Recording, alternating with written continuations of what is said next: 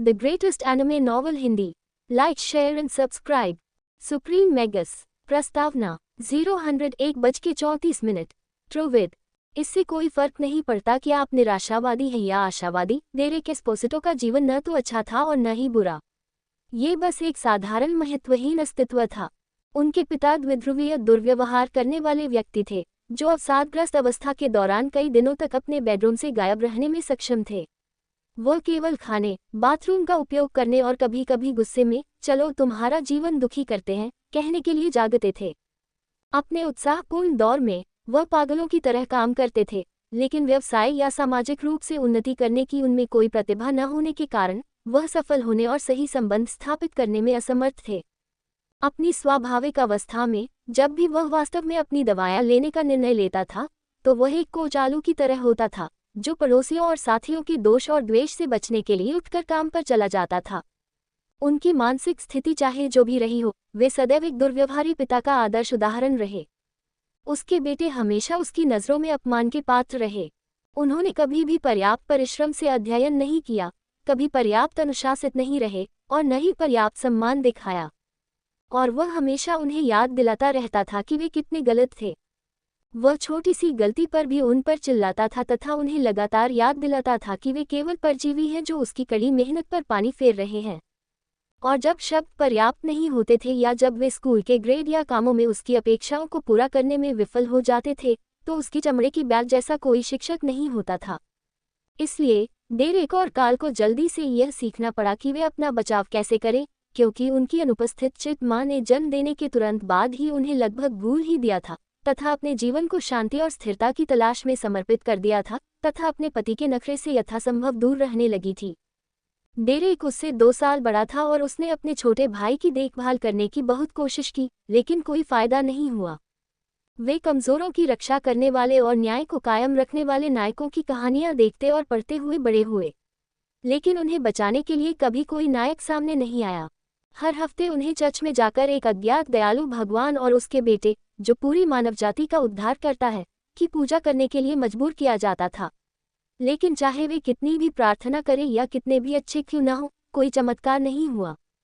इसलिए उन्होंने नायकों पर विश्वास करना बंद कर दिया और प्रार्थनाओं में समय बर्बाद करने के बजाय वे रटने में लग गए। स्कूल ही उनका एकमात्र विश्राम स्थल था, लेकिन वह केवल 6ठी कक्षा तक ही चला। मिडिल स्कूल में 1 महीने भी नहीं बीता था कि बदमाशी शुरू हो गई।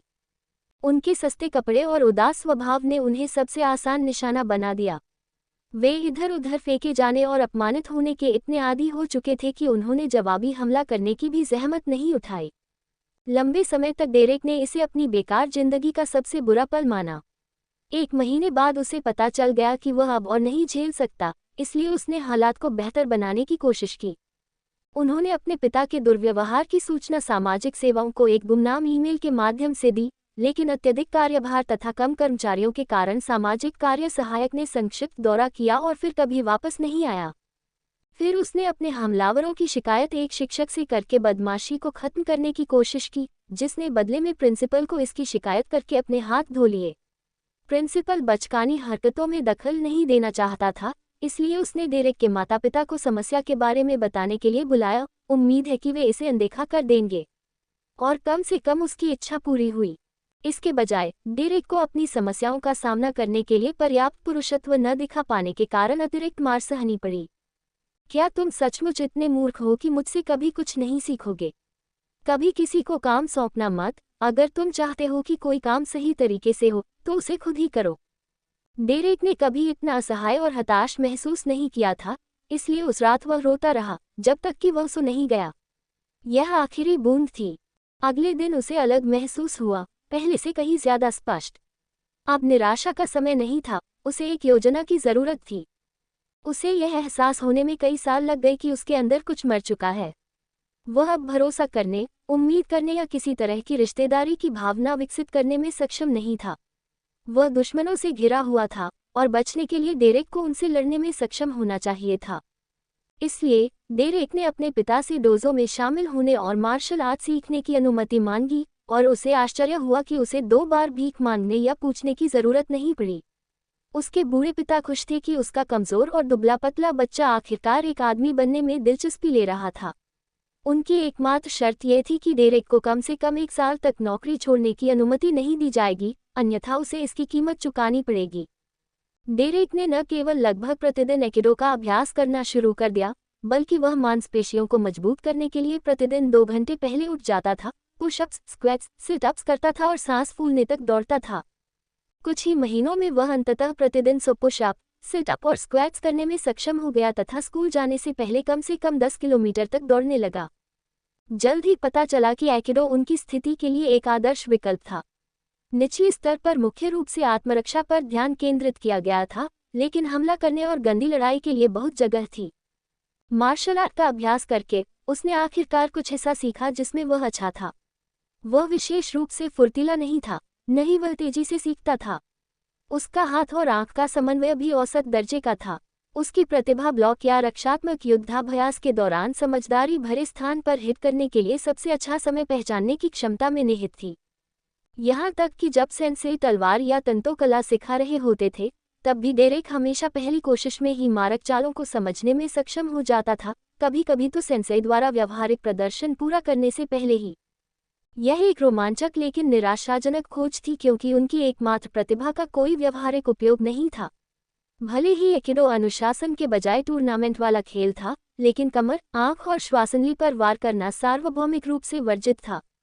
कई महीनों तक डेरेक ने स्कूल में कम उपस्थिति बनाए रखते हुए कड़ी मेहनत से प्रशिक्षण लिया तथा अपने अगले कदम की योजना बनाता रहा।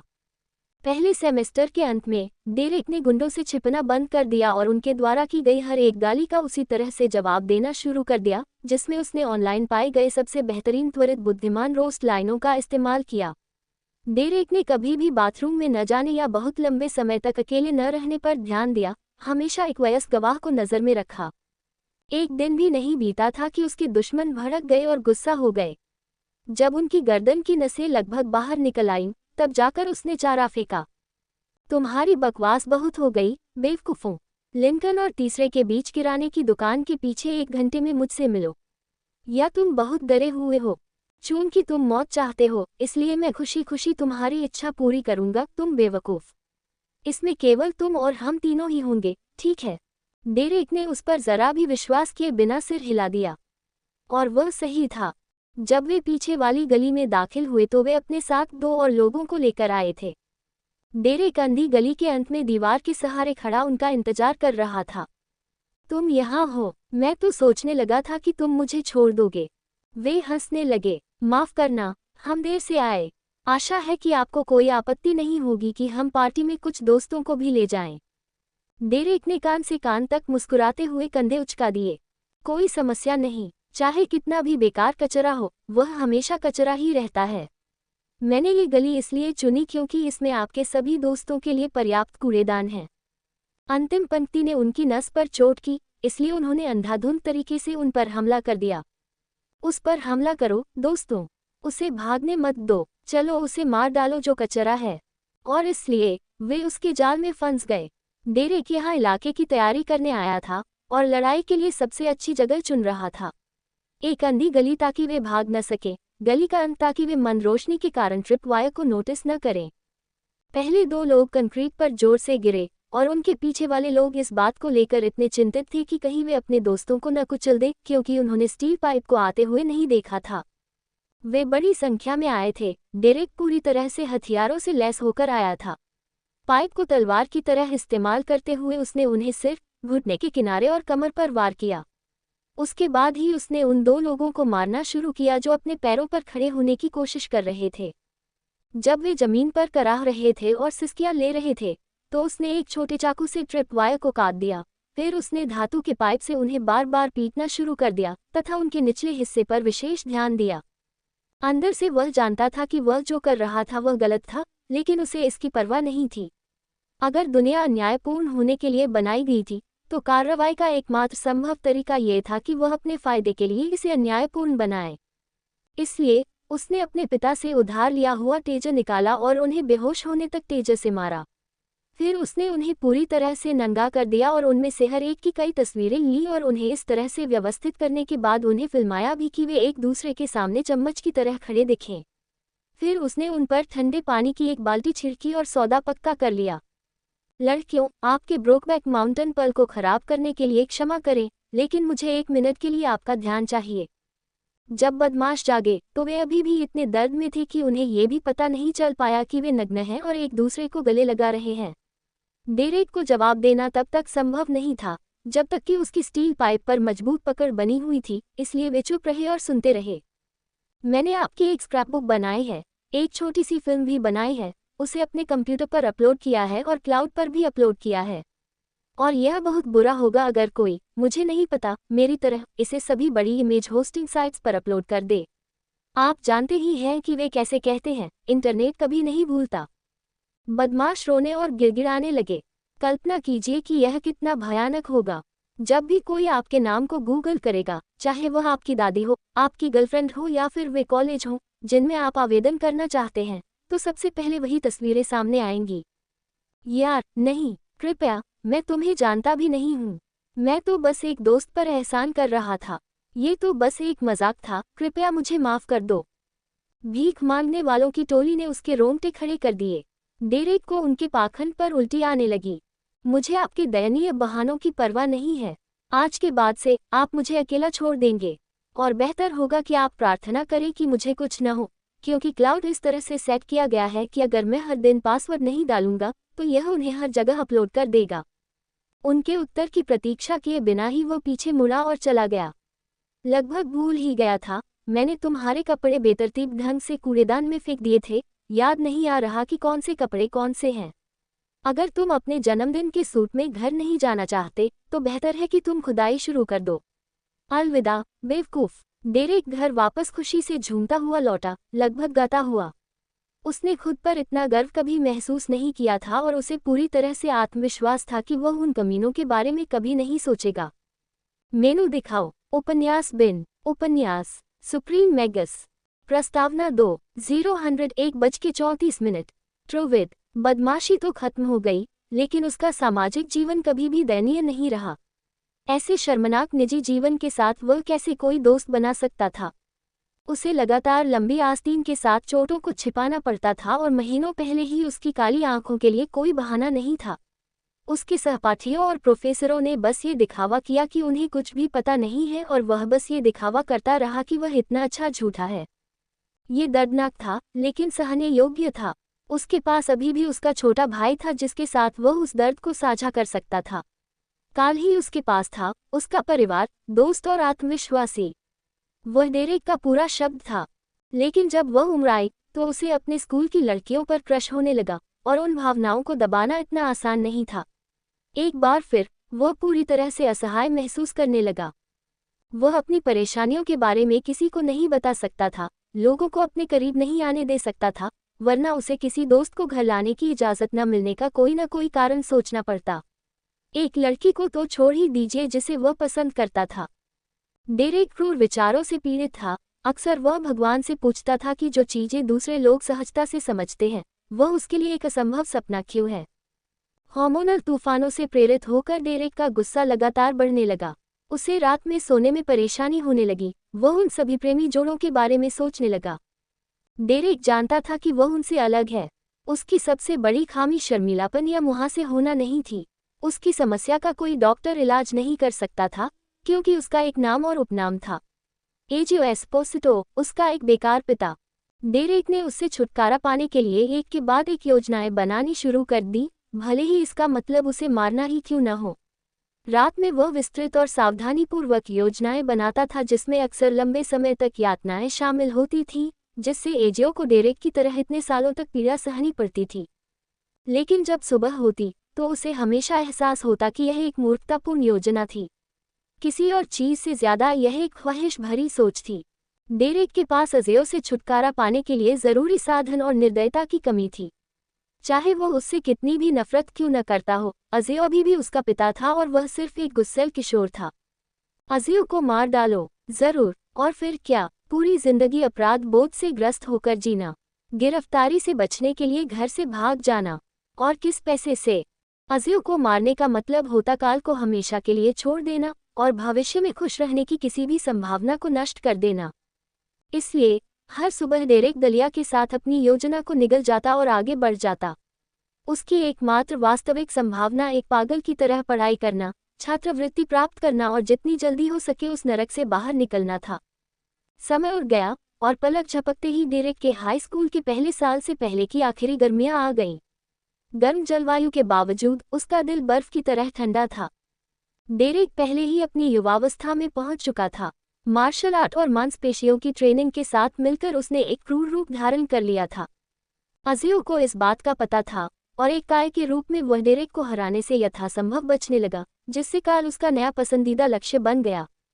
डेरेक ने पहले ही अपने भाई के लिए खड़े होने की कोशिश की थी, लेकिन इसका एकमात्र परिणाम ये हुआ कि अज़ियो को स्थानीय आर्मी सप्लायर्स से एक नाइटस्टिक खरीदना पड़ा और अज़ियो के नंगे हाथों से नहीं बल्कि उससे पिटाई खानी पड़ी।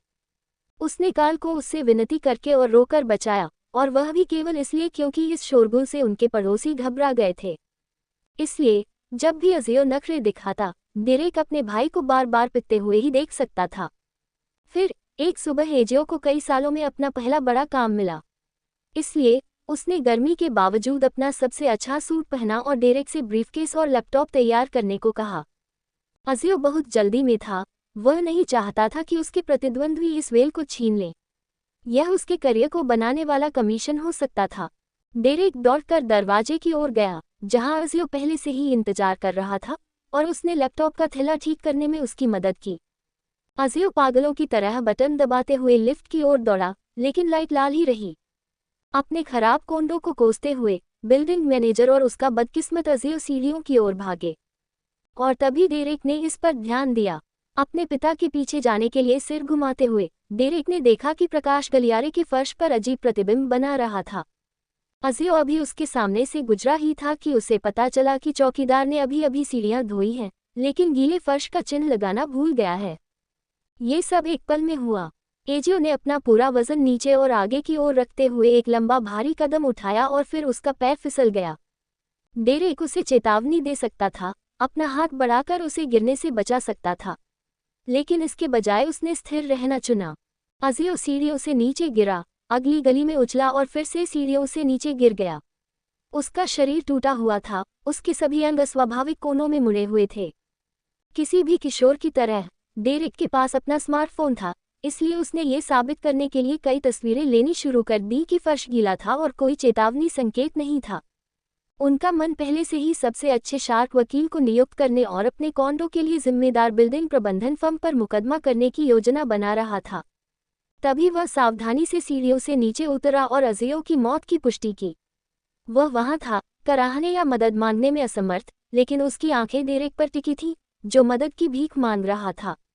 डेरेक ने मुस्कुराते हुए उससे कहा, क्या तुम सच में सोचते हो कि मैं इतना मूर्ख हूं कि तुमसे कभी कुछ नहीं सीखूंगा? जैसा कि तुमने मुझे एक से अधिक बार सिखाया है, कभी किसी को काम न सौंपो। अगर तुम चाहते हो कि कोई काम सही तरीके से हो, तो उसे खुद करो। तुम्हारा स्मार्टफोन तुम्हारी जेब में है, उसे निकालो और 911 पर कॉल करो। मैं एक असफल बेटा हूँ, मैं तुम्हारे लिए ये सब गड़बड़ नहीं करना चाहता, डैडी। अज़ियो की आंखें सदमे और घृणा से भरी थीं, लेकिन ये सिर्फ कुछ पल के लिए था। उसका सिर झुक गया, उसकी नज़रें शून्य हो गईं। एक हंसी बाहर आने की कोशिश कर रही थी, लेकिन डेरेक ने उसे दबा दिया। इसके बजाय वह मदद के लिए चिल्लाने लगा, अपने सबसे अच्छे भयभीत बेटे की तरह। हमेशा की तरह डेरेक की मां अपनी समस्याओं, अपने दुख, अपनी भावनाओं में इतनी उलझी हुई थी कि वो वकील की तलाश करने की जहमत नहीं उठा सकी और सब कुछ डेरेक के हाथों में छोड़ दिया, क्योंकि ये जो अब इस दुनिया में नहीं था। एक ही पत्थर से 3 शिकार। सावधानीपूर्वक शोध के बाद उन्होंने सबसे अच्छे शार्क वकील से संपर्क किया और उसे नियुक्त किया, ताकि डेरेक उनकी मां के बजाय उनका मुवक्किल बन जाए। उसने उसे अपने पिता की घटना, दुर्व्यवहार और यह सुनिश्चित करने की आवश्यकता के बारे में सब कुछ बताया कि पैसा उन तीनों, मां और बेटों के बीच बांटा जाएगा। डेरेक और काल दोनों इस बात पर बहुत दृढ़ थे। वे चाहते थे कि वकील मुक्ति पाने की प्रक्रिया शुरू करे। मुआवजे और विरासत से मिलने वाले पैसे से उनके पास तब तक आत्मनिर्भर रहने के लिए पर्याप्त पैसे थे जब तक डेरेक उन दोनों का भरण पोषण नहीं कर सकता था। इसके बाद जो हुआ वह उनके जीवन का सबसे खुशहाल दौर था। सबसे पहले उन्हें विरासत मिली और कुछ ही समय बाद वे आज़ाद हो गए और अपनी मां के घर से दूर चले गए। 1 महीने भी नहीं बीते थे कि उन्हें बिल्डिंग मैनेजर से एक बहुत ही उदार समझौता प्रस्ताव मिला। उन्होंने इसका इस्तेमाल समझौता करने और भविष्य के लिए उचित योजना बनाने में किया। अगले कुछ सालों में बदमाशी कोई समस्या नहीं रही। डेरेक और कार्ल अब दोनों ही मार्शल आर्टिस्ट थे और एक दूसरे का साथ देते थे। आखिरकार उन्हें दोस्त और गर्लफ्रेंड मिल गई। उनका घरेलू दुर्स्वप्न आखिरकार खत्म हो गया। हालांकि उन्हें कई बार निराशा का सामना करना पड़ा, क्योंकि उन तथाकथित दोस्तों में से कई ऐसे लोग निकले जो अपने माता पिता से रहित घर का उपयोग पार्टी हाउस के रूप में करना चाहते थे। इसके अलावा उन्हें ये समझने में भी कठिनाई हुई कि एक सामान्य किशोर होने का क्या मतलब है, जबकि उनके साथी केवल मौज मस्ती करने और कक्षाओं को छोड़ने में रुचि रखते थे। वे पढ़ाई करने और जितना संभव हो उतना बचत करने पर ध्यान केंद्रित करते थे।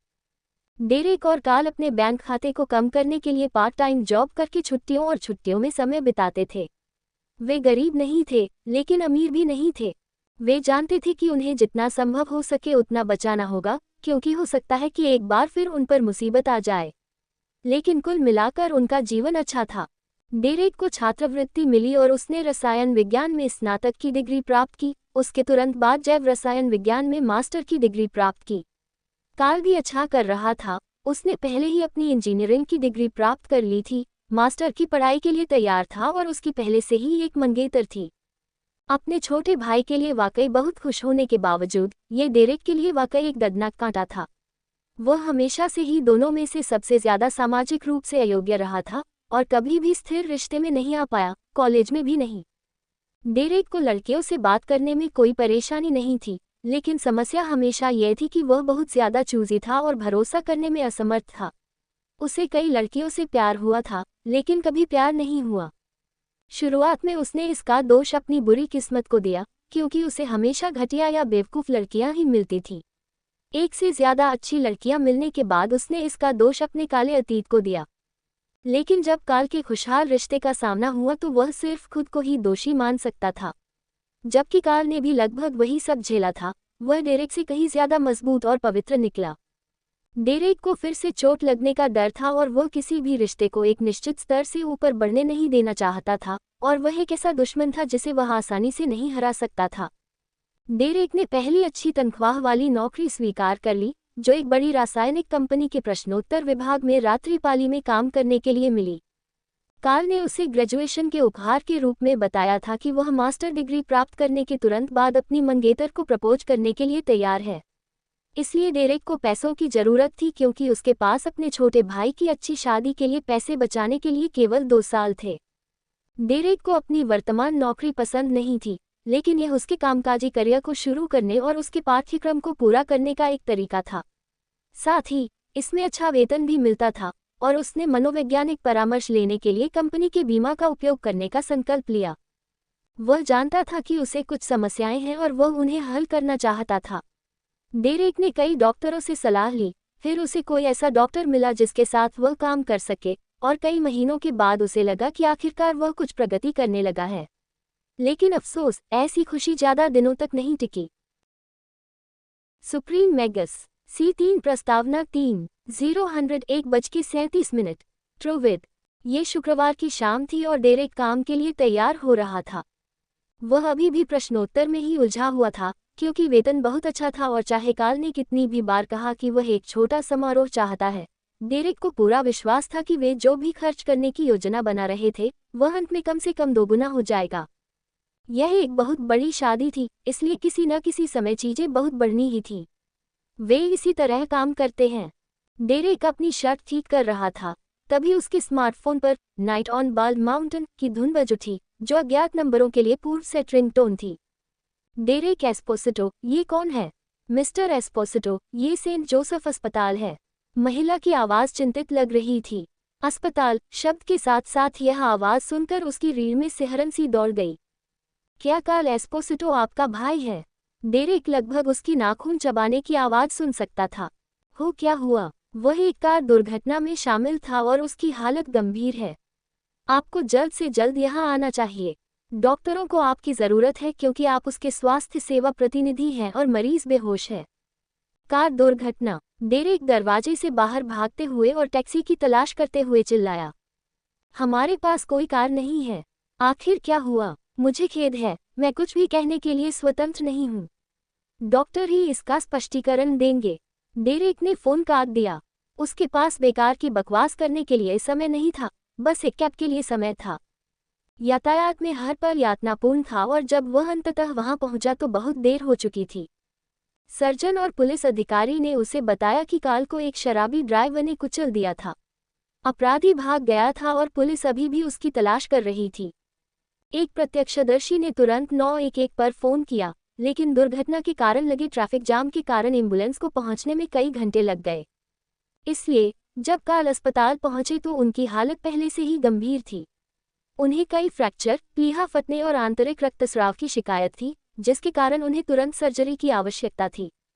डेरेक को तब बुलाया गया था जब काल ऑपरेशन थिएटर में प्रवेश कर रहा था। उन्होंने उसे बचाने की पूरी कोशिश की थी, लेकिन काल का बहुत ज्यादा खून बह चुका था, इसलिए वे कुछ नहीं कर सकते थे। उन्होंने डेरेक को अपनी संवेदनाएं व्यक्त की, लेकिन वह सिर्फ शोर ही सुन पा रहा था। मुझे मेरे भाई से मिलने दो, उसने विनती की। शव चादर से ढका हुआ था, केवल सिर दिखाई दे रहा था। डेरेक को अभी भी अपने छोटे भाई के चेहरे पर खून के निशान दिखाई दे रहे थे।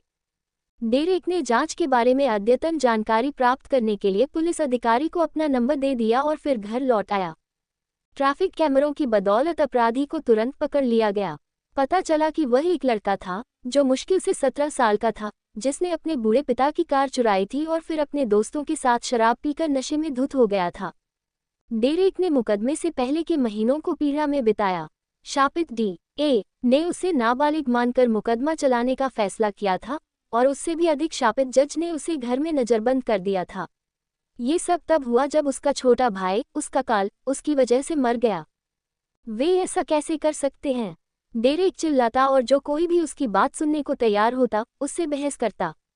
उस छोटे से बच्चे के अधिकारों और भविष्य के बारे में इतनी बातें क्यों हो रही हैं? मेरे भाई के अधिकारों का क्या? उसके भविष्य का क्या? काल के पास उसके कारण कुछ भी नहीं है। ये कैसा न्याय है? डेरेक ने कई बार डी.ए. कार्यालय का दौरा किया, अपना आक्रोश व्यक्त किया और उनसे अधिकतम सजा मांगने की मांग की। वे हमेशा दयालु और मिलनसार रहे और उससे वादा किया कि वे काल को कभी नहीं भूलेंगे। जब अंततः मुकदमे का दिन आया तो डेरेक की दुनिया एक बार फिर मर गई। डी.ए. और बचाव पक्ष के वकील के बीच समझौता हो गया था।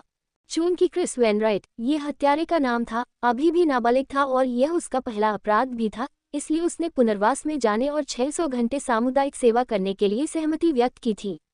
यदि क्रिस अपना पुनर्वास कार्यक्रम पूरा कर लेता और अगले 3 वर्षों में कोई अपराध नहीं करता, तो वह बिना किसी आपराधिक रिकॉर्ड के एक स्वतंत्र नागरिक बन जाता। डेरेक इतना हैरान था कि उसे गुस्सा भी नहीं आ रहा था। जब सत्र समाप्त हुआ तो वह सीधे डी.ए. के पास गया और दबी हुई आवाज में एक सवाल पूछा, क्यों? और फिर अपने अत्यंत दयालु और मिलनसार लहजे में डी.ए. सहायकों ने डेरेक को समझाया कि क्रिस एक अच्छे परिवार का बच्चा था जिसने एक मूर्खतापूर्ण गलती की थी। उसके आगे एक शानदार भविष्य था। क्रिस को पहले ही कई टेक में भर्ती कराया जा चुका था और यह उसका पहला अपराध था। इसके अलावा उसके माता पिता ने एक बेहतरीन वकील को नियुक्त किया था और जज शायद क्रिस के जीवन को बर्बाद करने के लिए तैयार नहीं होंगे। उनकी उम्मीदों के बावजूद डेरेक ने कोई तमाशा नहीं किया। डेरेक की आग बुझ चुकी थी, उसके पास बहाने के लिए और आंसू नहीं थे। अगले दिनों में डेरेक अपनी दिनचर्या में व्यस्त रहा। वह अपनी दिनचर्या का पालन करता रहा, जैसे कुछ हुआ ही न हो। उसका दिमाग पिछले 6 महीने में हुई हर बात को नकार रहा था। एकमात्र चीज जो उसे जीवित महसूस करा रही थी, वह था लगातार सिरदर्द जो काल की मौत के कुछ समय बाद शुरू हुआ था। उसके डॉक्टर के अनुसार ये तनाव से संबंधित लक्षण था, इसलिए जो कुछ भी हुआ था, उसके साथ डेरेक एस्पिरिन और पैरासिटामोल को ऐसे निगल रहा था जैसे वे कैंडी हों। लेकिन दर्द कभी खत्म नहीं हुआ, बल्कि और भी बदतर होता गया। डेरेक ने आखिरकार गंभीर जांच करवाने की हिम्मत जुटाई और एक बार फिर बुरी खबर उसका इंतजार कर रही थी। पूरे शरीर के स्कैन और अनुवर्ती बायोप्सी के अनुसार उन्हें दूसरे चरण का फुफ्फुसीय कैंसर था। लेकिन मैंने अपने पूरे जीवन में कभी धूम्रपान नहीं किया, डेरेक ने डरने की बजाय अधिक प्रसन्नता से कहा। वाकई, यह अजीब है। उनके ऑन्कोलॉजिस्ट डॉक्टर मोनरो काफी हैरान थे। वह एक अच्छी दिखने वाली हिस्पैनिक महिला थी, शायद डेरेक से 5 साल बड़ी। एक पल में वह शायद उससे बाहर जाने के लिए पूछ लेता, तुमने मुझे बताया था कि तुम एक रासायनिक कंपनी में काम करते हो, है ना? डेरेक ने सिर हिलाया। इतना आक्रामक कैंसर एक संयोग नहीं माना जा सकता। मेरी निजी राय है कि उनका वेंटिलेशन सिस्टम विफल हो गया। आप और भगवान जानते हैं कि कितने लोग लंबे समय से जहर की सांस ले रहे हैं। लेकिन हम रसायनों के साथ काम करते समय पूरे समय मास्क पहनते हैं, और अपनी बात कहूँ तो मैं सुरक्षा प्रोटोकॉल का अक्षरशः पालन करता हूँ। मेरे सहकर्मी हमेशा इसके लिए मेरा मजाक उड़ाते हैं। डेरेक को अभी भी यकीन नहीं हो रहा था। तो शायद मास्क सस्ते कबाड़ का सामान है, या शायद प्रयोगशाला या भंडारण, यदि नहीं तो दोनों में ही लीक है। ये कॉर्पोरेट बदमाश केवल मुनाफा चाहते हैं। मुझे इस बात से जरा भी आश्चर्य नहीं होगा यदि वे अपनी जेब में अधिक लाभांश डालने के लिए सुरक्षा बजट में कटौती करें। डॉक्टर मोनरो बहुत क्रोधित थे, यहाँ तक कि अपनी अचेतन अवस्था में भी डेरेक बता सकता था कि मामला कुछ और है। डॉक्टर, आप मुझसे क्या छिपा रही हैं? उसने पहली बार उसकी आंखों में सीधे देखते हुए पूछा। जवाब देने से पहले उसने कुछ देर तक अपने निचले होंठ को काटा। तुम्हारे और मेरे बीच ये तुम्हारी कंपनी का पहला मामला नहीं है। मैंने पहले ही स्वास्थ्य विभाग और संघीय सरकार को इसकी सूचना दे दी है। अगर मैं तुम्हारी जगह होता तो मैं एक अच्छा वकील ढूंढता और उन पर मुकदमा करता। तुम्हें इलाज के लिए बहुत सारे पैसे की जरूरत होगी। मैं वकील की बात से सहमत हूँ, लेकिन मैं किसी भी उपचार से इनकार करता हूँ। मैं सिर्फ उपशामक देखभाल ही लूंगा। डॉक्टर मुनरो अपनी कुर्सी से उछल पड़ी। क्या आपको पता है कि उचित उपचार के बिना आपके पास जीने के लिए अधिकतम 6 महीने या 1 साल ही बचा है? साथ ही, जैसा कि मैंने पहले ही कहा है, आपका कैंसर वास्तव में बहुत आक्रामक है। अगर हम इसे हराना चाहते हैं तो हमें जल्द से जल्द शुरुआत करनी होगी।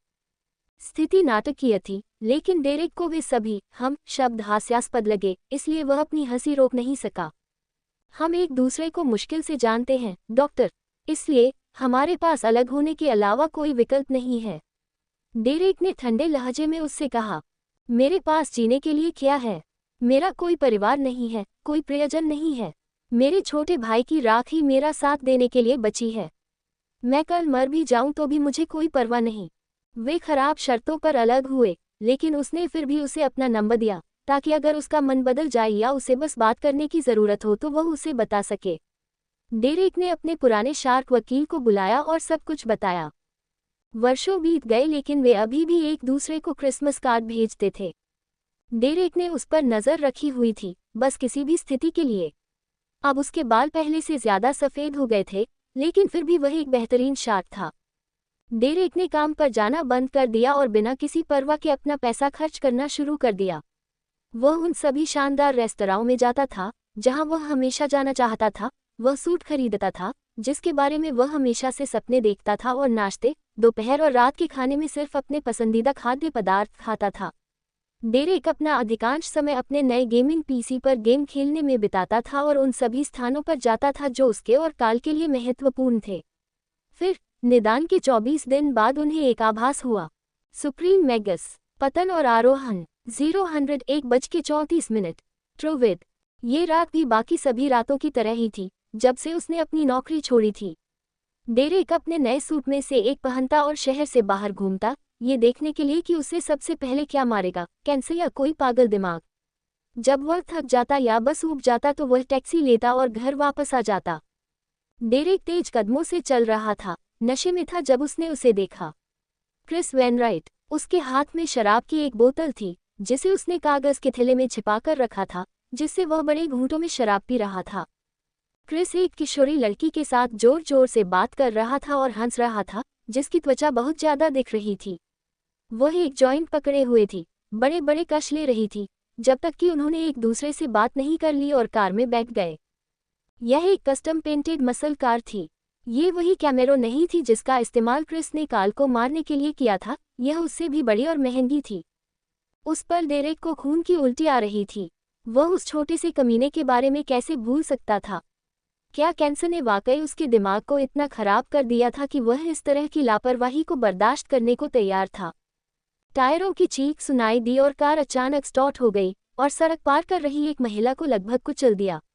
कम कपड़े पहने लड़की ने खिड़की नीचे की और डर के मारे जमी हुई महिला को गालियां देते हुए चिल्लाने लगी। डेरेक को उन बेवकूफ़ों की हंसी लगभग सुनाई दे रही थी।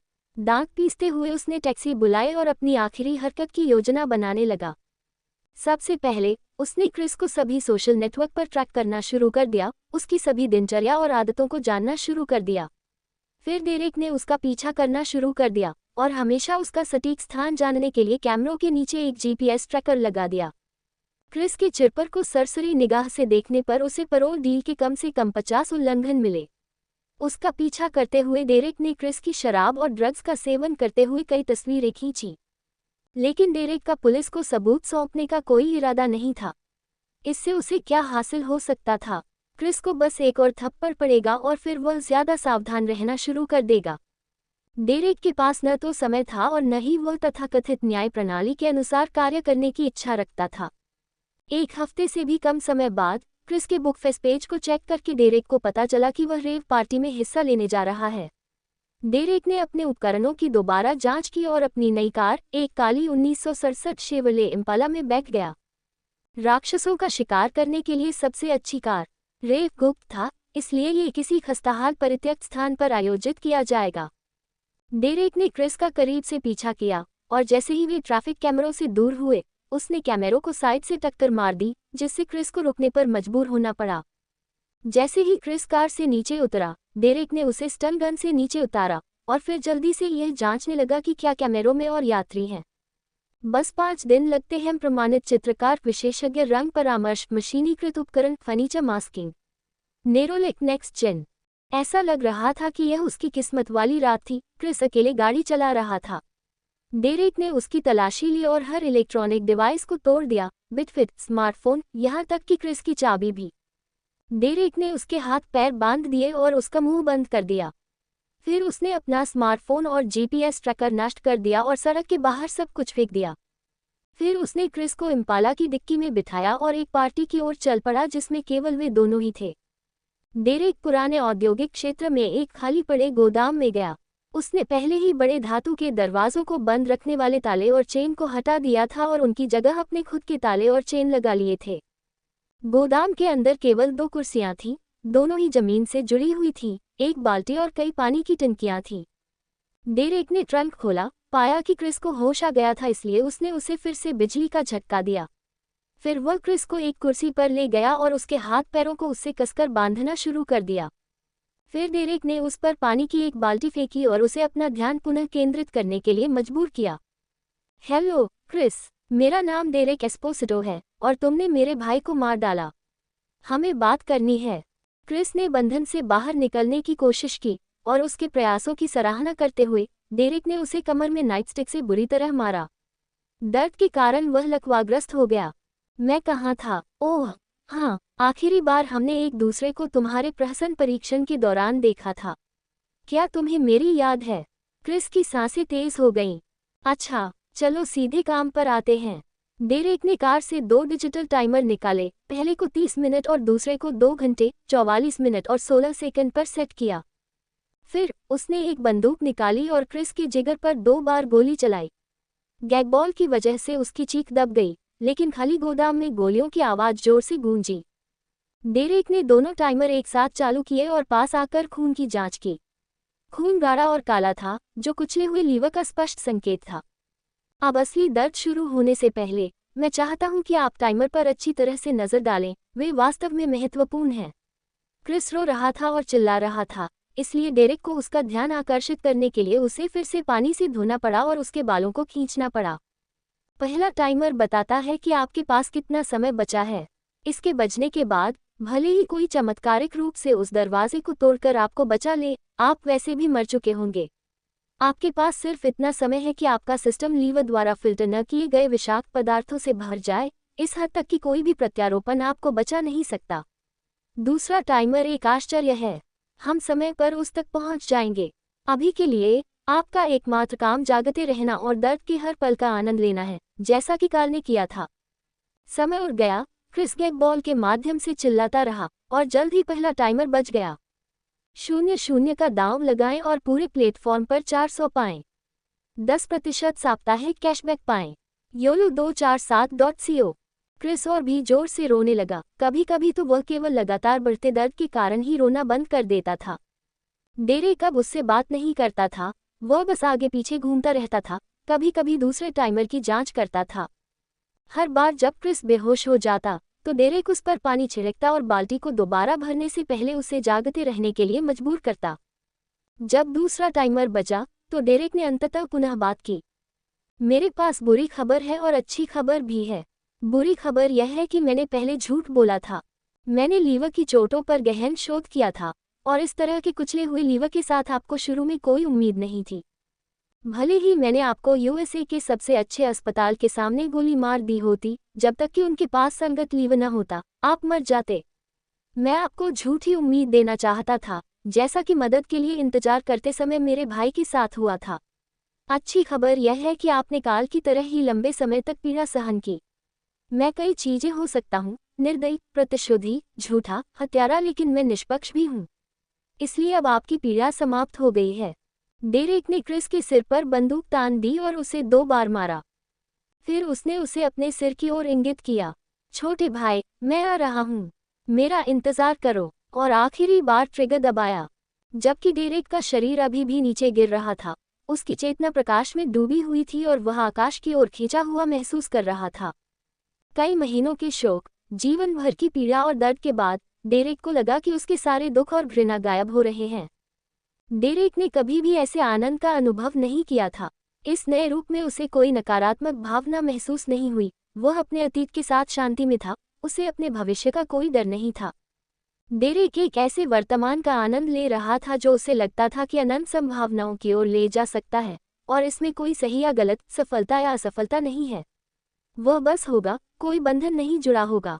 वह मादक अनुभूति तब तक बनी रही जब तक कि वह अचानक जाग नहीं गया, जीवित था और सांस ले रहा था।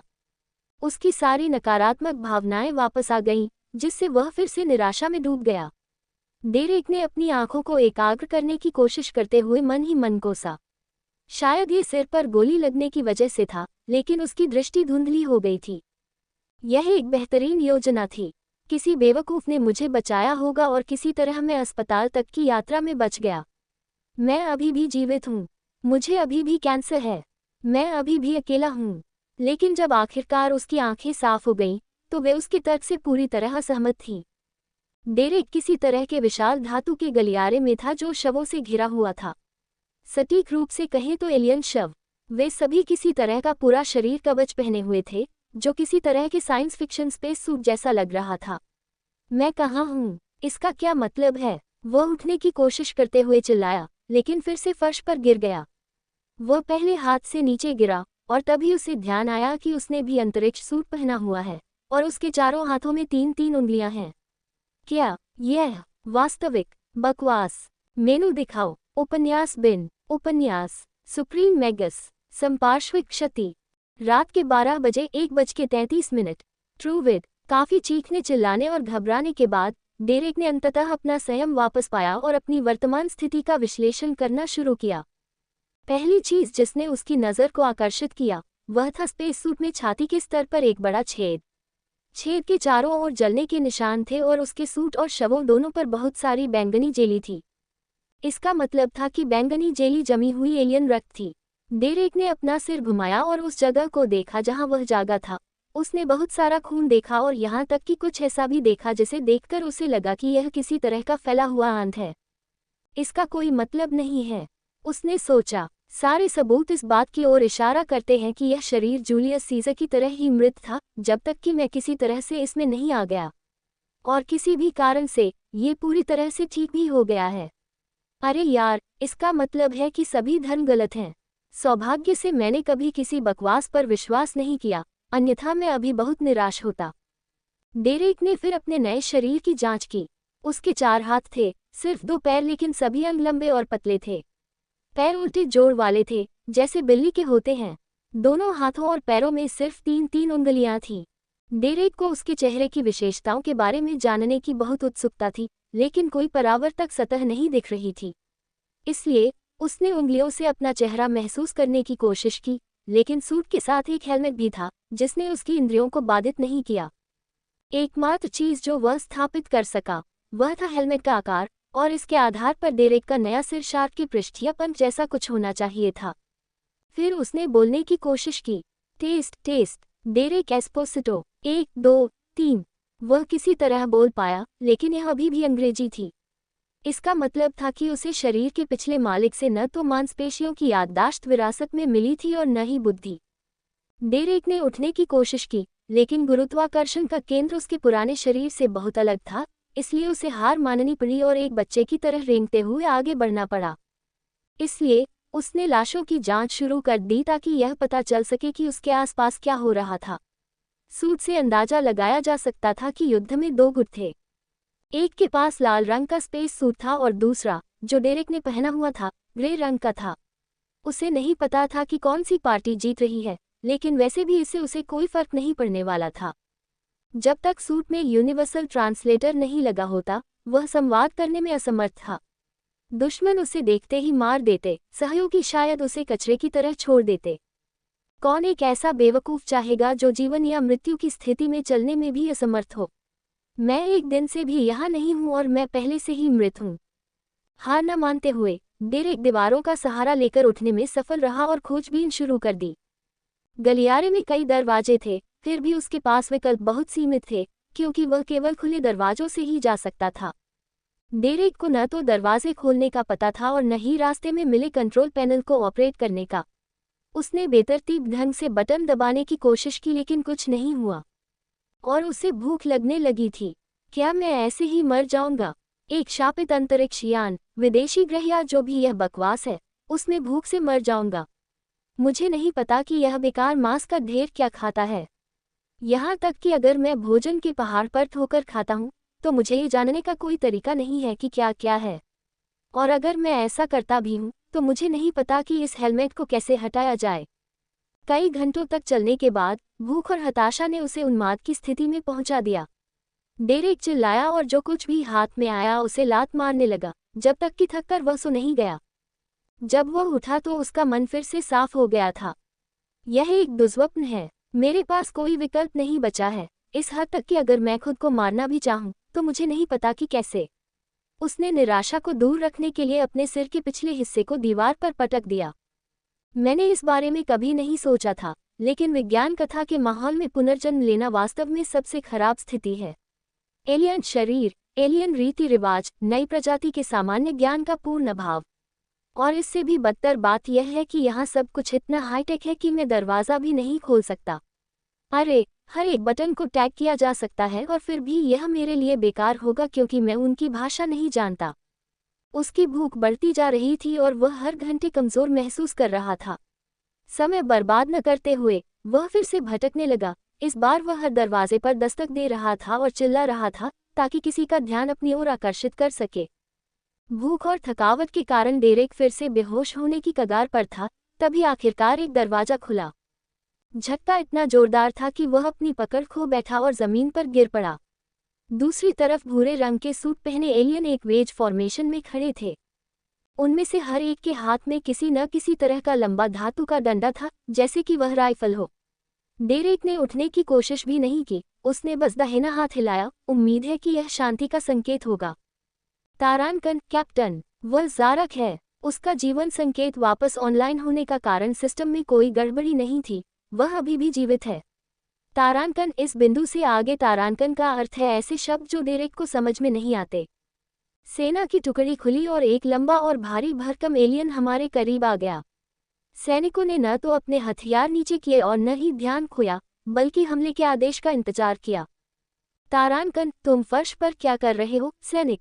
और ट्रैक के नाम पर तुम उस घात से कैसे बच गए? तारानकन, कप्तान ने कर्कश आवाज में पूछा। यार, मुझे नहीं पता तुमने अभी क्या कहा। तारानकन, वह क्या बकवास कर रहा है? डॉक्टर, उस ब्लास्ट घाव के बारे में कुछ बताए। तारानकन, डेरेक के शरीर को स्कैन करते हुए एक बैंगनी रंग की पोशाक पहने एलियन आगे बढ़ा। तारानकन, कोई नहीं सर, ये साम्राज्य की कोई बोली नहीं है। और स्कैनर पुष्टि करता है कि उसके कवच में छेद निश्चित रूप से एक कोरेलन ब्लास्टर से है। मुझे नहीं पता कि वह बिना किसी चोट के कैसे बच गया। यह एक चमत्कार है। तारानकन, तारानकन, यह एक दायित्व है। तारानकन, कप्तान का स्वर गंभीर था। उसने एक सैनिक के हाथ से एक छड़ी ली और एक बटन दबाकर इसे ग्लेव में बदल दिया, जिसका ब्लेड शुद्ध ऊर्जा से बना था। अच्छा, लगता है कि मैं लाइट सेबर से मरने जा रहा हूँ। यह अच्छा है, एक बार और मैं रूसी में बदल जाऊंगा। मैं भाग्यशाली हूँ, एक और दर्द रहित मौत आने वाली है। जब कैप्टन ने उसकी छाती में ग्लेव घुसाया तो उसमें जलने की कोई आवाज़ नहीं आई। वह उसे एक तरफ से दूसरी तरफ तक छेदती चली गई और खून बहने लगा, जिससे उसकी मौत हो गई। ये ब्लेड लेजर आधारित हथियार नहीं था, बल्कि एक कठोर प्रकाश निर्मित हथियार था, जो इसे साधारण ग्लेव से अलग नहीं बनाता था। तारानकन, सुनो सैनिकों, ज़ारक एक अच्छा सैनिक था और हम उसे ऐसे ही याद रखेंगे और शोक मनाएंगे जब और अगर हम इस जगह से जीवित बच निकलते हैं। लेकिन वह चीज़, जो भी हो, एक जोखिम है जिसे हम नहीं उठा सकते। प्रिंस रेकाहार्ट हमारी देखभाल में है और कोरलन विद्रोही बदमाश अभी भी खुलेआम घूम रहे हैं। हमारे बीच जासूस होने से बेहतर है कि कुछ संपार्श्विक क्षति हो। अब वह दरवाज़ा बंद करो और परिधि की फिर से जांच करो। तारानकन, इस बार डेरेक के लिए मौत दर्द रहित नहीं थी। उसे ऐसा लग रहा था जैसे उसकी छाती में आग लगी हो, लेकिन असल में घाव से नहीं बल्कि फेफड़ों से दर्द हो रहा था। डेरेक को सांस लेने में कठिनाई हो रही थी। हर सांस पिछली सांस से ज्यादा उथली और मुश्किल होती जा रही थी। उसके मुंह से खून की धार बहने लगी और उसे लगा कि वह धीरे धीरे डूब रहा है। उसका गला बार बार हवा खींचने की कोशिश कर रहा था, लेकिन कोई फायदा नहीं हुआ। डेरेक को मरने में 1 मिनट से भी कम समय लगा, लेकिन उसके लिए यह हमेशा के लिए रहने वाला था। एक बार फिर उसने खुद को चकाचौंध करने वाली रोशनी में डूबा हुआ पाया और उस ओर खींचा चला गया। पिछली बार की तरह उसे लगा कि उसकी सारी चिंताएं और गुस्सा गायब हो रहा है, लेकिन इस एहसास का आनंद लेने के बजाय वह बस परेशान था। डेरेक ने कभी किसी भगवान में विश्वास नहीं किया था, इसलिए वह स्वर्ग या नरक में भी विश्वास नहीं करता था। मानव जाति हमेशा से एक भयानक जाति रही है, उसने सोचा। किसी को वास्तव में बुरा कहना असंभव है। ज्यादातर बार बुरे लोग सिर्फ वे लोग होते हैं जिन्हें कभी अपराधी बनने के अलावा कुछ और बनने का मौका ही नहीं मिला। फिर मेरे जैसे लोग हैं जिन्हें जीवन ने तब तक धकेला जब तक वे टूट नहीं गए। मनोरोगी और समाज विरोधी लोगों का तो जिक्र ही नहीं। कोई व्यक्ति जो जन्म से ही बुरा है, उसे सिर्फ इसलिए नरक में कैसे भेजा जा सकता है क्योंकि उसका दिमाग ठीक से काम नहीं कर रहा है। इसलिए मेरा हमेशा से मानना रहा है कि या तो सभी के लिए एक परलोक है या फिर कोई परलोक नहीं है। मृत्यु को अंतिम आध्यात्मिक स्तर माना जाता है। अच्छा हो या बुरा, अमीर हो या गरीब, मंजिल एक ही होनी चाहिए। इसके बजाय मुझे पुनर्जन्म का ये सस्ता बहाना मिल गया जो मेरे साथ धोखा कर रहा था। यदि मैं अपनी सभी स्मृतियों को बरकरार रखूं तो पुनर्जन्म का क्या उद्देश्य हो सकता है? मैं जिस भी शरीर या ग्रह में जाऊं, मैं अपना बोझ ढोता रहूंगा। इसलिए प्रकाश से बाहर आने पर मेरी सारी पीड़ा, क्रोध और मानव जाति के प्रति घृणा मुझे वह सबक सीखने से रोक देगी जो मुझे सीखना चाहिए। उस दूसरी दुनिया के अंदर उसे यह स्पष्टता मिली कि उसका मनोवैज्ञानिक केवल आधा ही सही था। वह तभी बदल सकता था जब वह चाहता, लेकिन अपने पिछले अनुभवों के कारण वह ऐसा करने की इच्छा नहीं रखता था। ये कैच-22 विरोधाभास का एक आदर्श उदाहरण था। अचानक उसे नीचे की ओर खींच लिया गया और वह प्रकाश से दूर चला गया। उसकी दृष्टि धुंधली हो गई थी, लेकिन वह अभी भी अपने चारों ओर बहुत सारी हलचल सुन सकता था। विशाल हाथों ने उसे स्थिर पकड़ रखा था, जबकि वह भगवान जाने क्या उल्टी कर रहा था, और उसके नितंबों पर पड़ रही हवा से यह अनुमान लगाया जा सकता था कि वह नंगा था। मुझे नहीं पता कि क्या हो रहा है, उसने सोचा, लेकिन मुझे यकीन है कि मैं फिर से गहरी मुसीबत में हूँ। जब डेरेक अंततः देखने में सक्षम हुआ, तो उसने पाया कि उसके हाथ बहुत बड़े नहीं थे, बल्कि समस्या ये थी कि वह बहुत छोटा था। सटीक रूप से कहें तो वह एक शिशु था। तारानकन, वह जीवित है। मैंने ये किया। मैं आपके लड़के की जान बचाने में कामयाब रहा। तारानकन, आगे की जांच से पता चला कि ये हाथ किसी बकवास करने वाली बूढ़ी डायन के थे। डेरेक उस समय एक लकड़ी की झोपड़ी के अंदर था, जिसके चारों ओर फटे पुराने कपड़े पहने लोग थे, जिन्हें कपड़े तभी कहा जा सकता था जब वे 1000 की थीम वाले पुनर्जागरण मेले का हिस्सा हों। यार, मुझे हमेशा सही होने से नफरत है। मेनू दिखाओ। उपन्यास बिन। उपन्यास सुप्रीम मैगस। एक नई शुरुआत। 0:03 ट्रोविड। तारानकन, वह जीवित है। मैंने ये किया। मैं आपके लड़के की जान बचाने में कामयाब रहा। तारानकन, कृपया याद रखें कि तारानकन का अर्थ ऐसे शब्द हैं जिन्हें डेरेक समझने में सक्षम नहीं है। दाई के विजयी भाव से ये शब्द कहने के बाद पूरा कमरा खुशी के ठहाकों और आंसुओं से भर गया। कमरे में मौजूद लोग बारी बारी से एक दूसरे और मां को गले लगा रहे थे। इस बीच डेरेक दाई की बाहों में निढाल पड़ा रहा और बाईं दाईं ओर देखकर यह जानने की कोशिश करता रहा कि उसकी वर्तमान स्थिति कितनी खराब है। अच्छा, यहाँ क्या है? बिस्तर पर पड़ी महिला स्पष्ट रूप से इस शरीर की मां है। उसे निश्चित रूप से स्नान की आवश्यकता है। प्रसव के बाद चादरें खून, मूत्र और मल से सनी हुई थी। रोता हुआ, रूखा सूखा दिखने वाला यह आदमी पिता होना चाहिए। मुझे आश्चर्य है कि क्या वह मेरी खातिर रो रहा है या सिर्फ इसलिए कि उसे अपनी पत्नी को खोने का डर है। मेरा अनुमान है कि दूसरा पिता ही होगा। फिर मेरा एक बड़ा भाई और एक बहन है। ये बुरा है। अचानक एक अन्य महिला अपने साथ एक छोटे लड़के और लड़की को लेकर शयन कक्ष में दाखिल हुई, जो दौड़कर बिस्तर पर पड़ी महिला के पास पहुंची। ओह धिक्कार है, ये तो मैंने जितना सोचा था उससे भी बुरा है। अब तक मेरे पास केवल 2 ही संभावित विकल्प हैं। पहला विकल्प, इस बड़े परिवार में पलना बढ़ना, हर दिन उपलब्ध संसाधनों के लिए संघर्ष करना। कुपोषण तो निश्चित रूप से होना ही है। फिर जब मैं बड़ी हो जाऊंगी तो पिता और भाइयों के साथ काम करना शुरू करूंगी, शादी करूंगी, बच्चे पैदा करूंगी, वगैरह। दूसरा विकल्प, तब तक प्रतीक्षा करें जब तक मैं इतनी लंबी न हो जाऊं कि नुकीली चीजें पकड़ सकूं, मुझे मेरे दुख से बाहर निकालूं और बेहतर परिणाम की उम्मीद में एक और चक्कर लगाऊं। मुझे लगता है कि मैं विकल्प नंबर 2 के साथ जाऊंगी। इस बीच कमरे में सन्नाटा छा गया था। दाई ने नवजात शिशु को साफ करके उसे साफ कपड़े में लपेट दिया था। इस दौरान डेरेक न तो हिला और न ही रोया। तारानकन, नाना, बच्चे को क्या हुआ है? वह रो क्यों नहीं रहा है? ऐसा पहले कभी नहीं हुआ। तारानकन माँ चिंतित थी और दर्द को अनदेखा करते हुए उठने की कोशिश कर रही थी। तारानकन, चुप रहो बच्चे, और हिलने की हिम्मत मत करना। मुझे अभी भी तुम्हारा इलाज करना है। तारानकन दाई के स्वर में उत्तर देने के लिए जगह नहीं थी। तारानकन, मैंने दर्जनों बच्चों को जन्म दिया है। एक चुप बच्चा दुर्लभ है, लेकिन कुछ खास नहीं। क्या तुम देखना चाहती हो कि वह कितना मजबूत है? देखो, तुम जाओ। तारानकन, उसने उसे कपड़े से खोला और उसे पकड़कर धीरे से हल्की सी पिटाई की ताकि वह रोने लगे। डेरेक ने थोड़ा सा बड़बड़ाया और निराशा से उसकी ओर देखा। क्या तुम किसी तरह का खेल खेलना चाहती हो, बूढ़ी डायन? उसने सोचा, ठीक है, तुमने अभी अभी मेरा जाल कार्ड चालू किया है।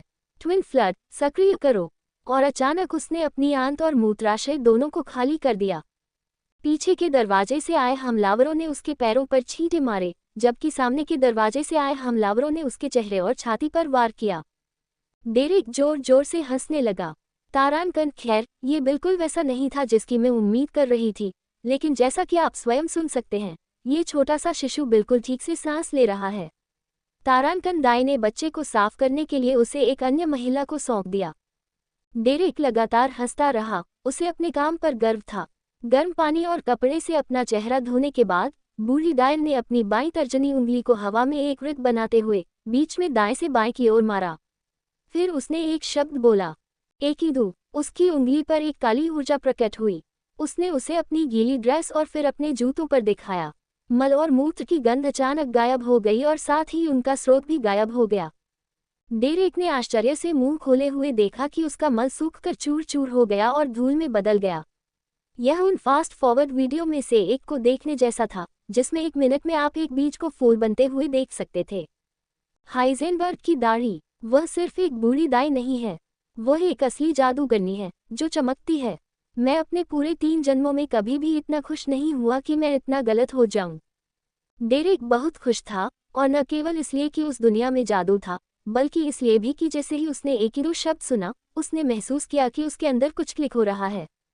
मानो उसके अंदर कुछ गहराई में जड़ें जमाना शुरू हो गया हो और अचानक उसकी नई वास्तविकता के मूल ढांचे में समा गया हो। वह अपने मन में जादुई शब्द को बार बार दोहराने लगा तथा गोलाकार उंगली की हरकत के प्रत्येक विवरण को अपनी स्मृति में उकेरने का प्रयास करने लगा। तारानकन, अब जब मैं शुद्ध हो गई हूं तो मुझे रक्तस्राव रोकने दो, प्रिय। तारानकन चिकित्सक ने मां के पास जाकर उसके निचले भागों पर अपने हाथ रख दिए। क्या अब एक और जादू का समय आ गया है? कृपया मुझे दिखाओ, डेरेक ने मन ही मन विनती की। नाना ने पहले अपनी अंगुलियों को फैलाया, फिर दोनों हाथों को गोलाकार गति में चलाना शुरू किया। पहले अपने सिर के ऊपर, फिर अपनी बाहों को जितना हो सके उतना खोला, फिर अपने हाथों को नाभि की ऊंचाई पर हथेली को पीछे की ओर रखते हुए जोड़ लिया। विनरे लख्त, डेरेक ने पूरी तरह से कपड़े लपेटकर उसकी सभी गतिविधियों की नकल करने की कोशिश की, कदम दर कदम हर एक विवरण को याद करने की कोशिश की, चाहे वह कितना भी छोटा क्यों न हो। डेरेक की मां के शरीर के निचले हिस्से पर रोशनी का एक गोला छा गया और वह जल्दी ही अपनी रंगत वापस पा गई। पीली त्वचा फिर से स्वस्थ गुलाबी हो गई, जबकि उसके चेहरे से दर्द और थकान के सारे निशान गायब हो गए। एक बार फिर उसके अंदर कुछ क्लिक हुआ। डार्क मैजिक के बाद वह स्पष्ट रूप से महसूस कर सकता था कि केवल पावर शब्द सुनने से उसके और लाइट मैजिक के बीच एक कनेक्शन स्थापित हो गया था। डेरेक मुस्कुराना बंद नहीं कर सका। और मैं कहता हूँ कि अगर मेरे पास पर्याप्त जादुई प्रतिभा है, तो इसका मतलब है कि वास्तव में एक तीसरा छिपा हुआ विकल्प है।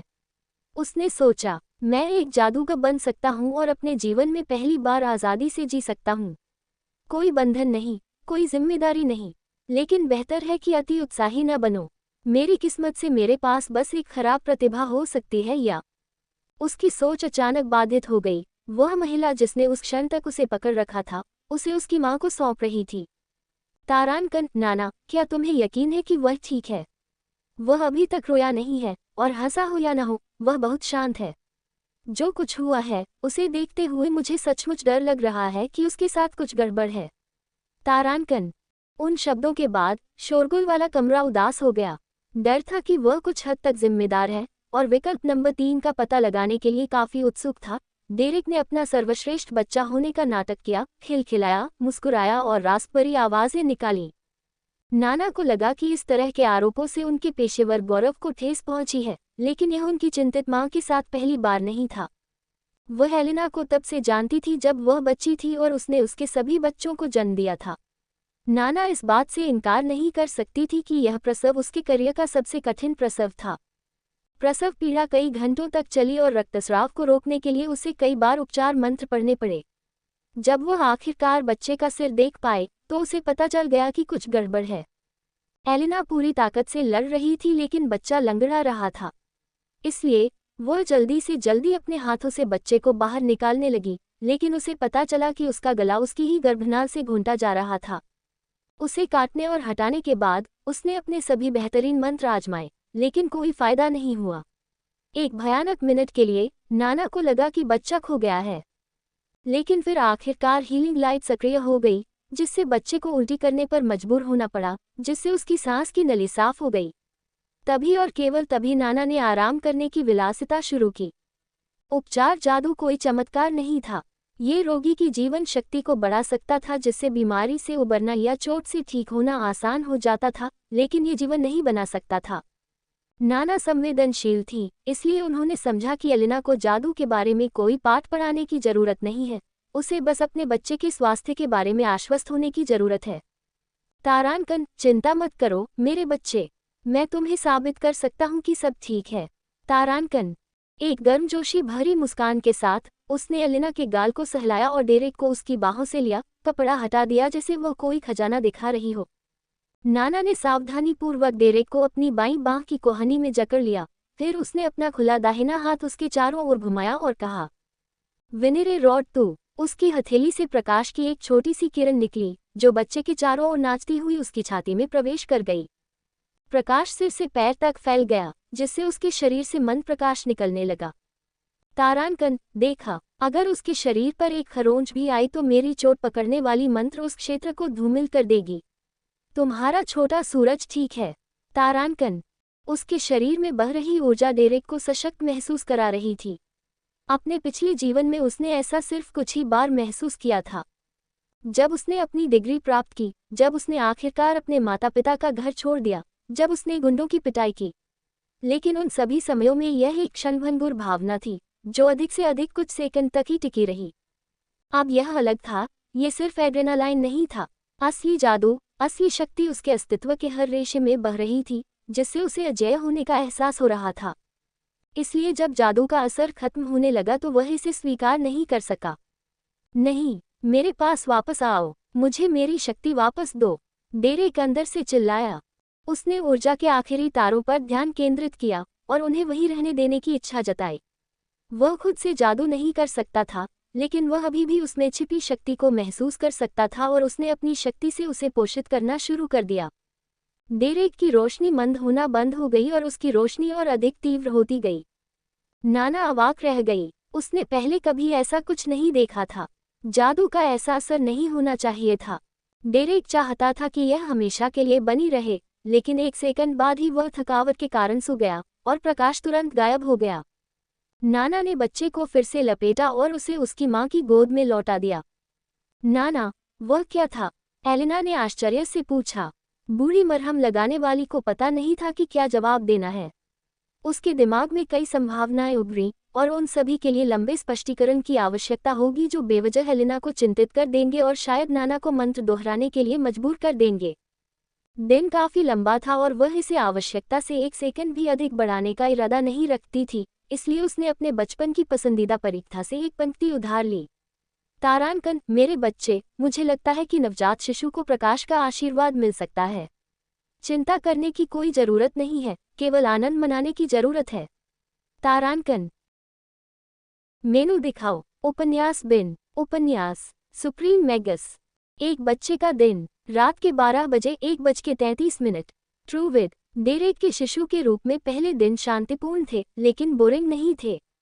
उस पर कोई जिम्मेदारी नहीं थी, उसे बस खाना, सोना, मल त्यागना और कभी कभी बच्चे की आवाज निकालना या उंगली पकड़ना ही करना था।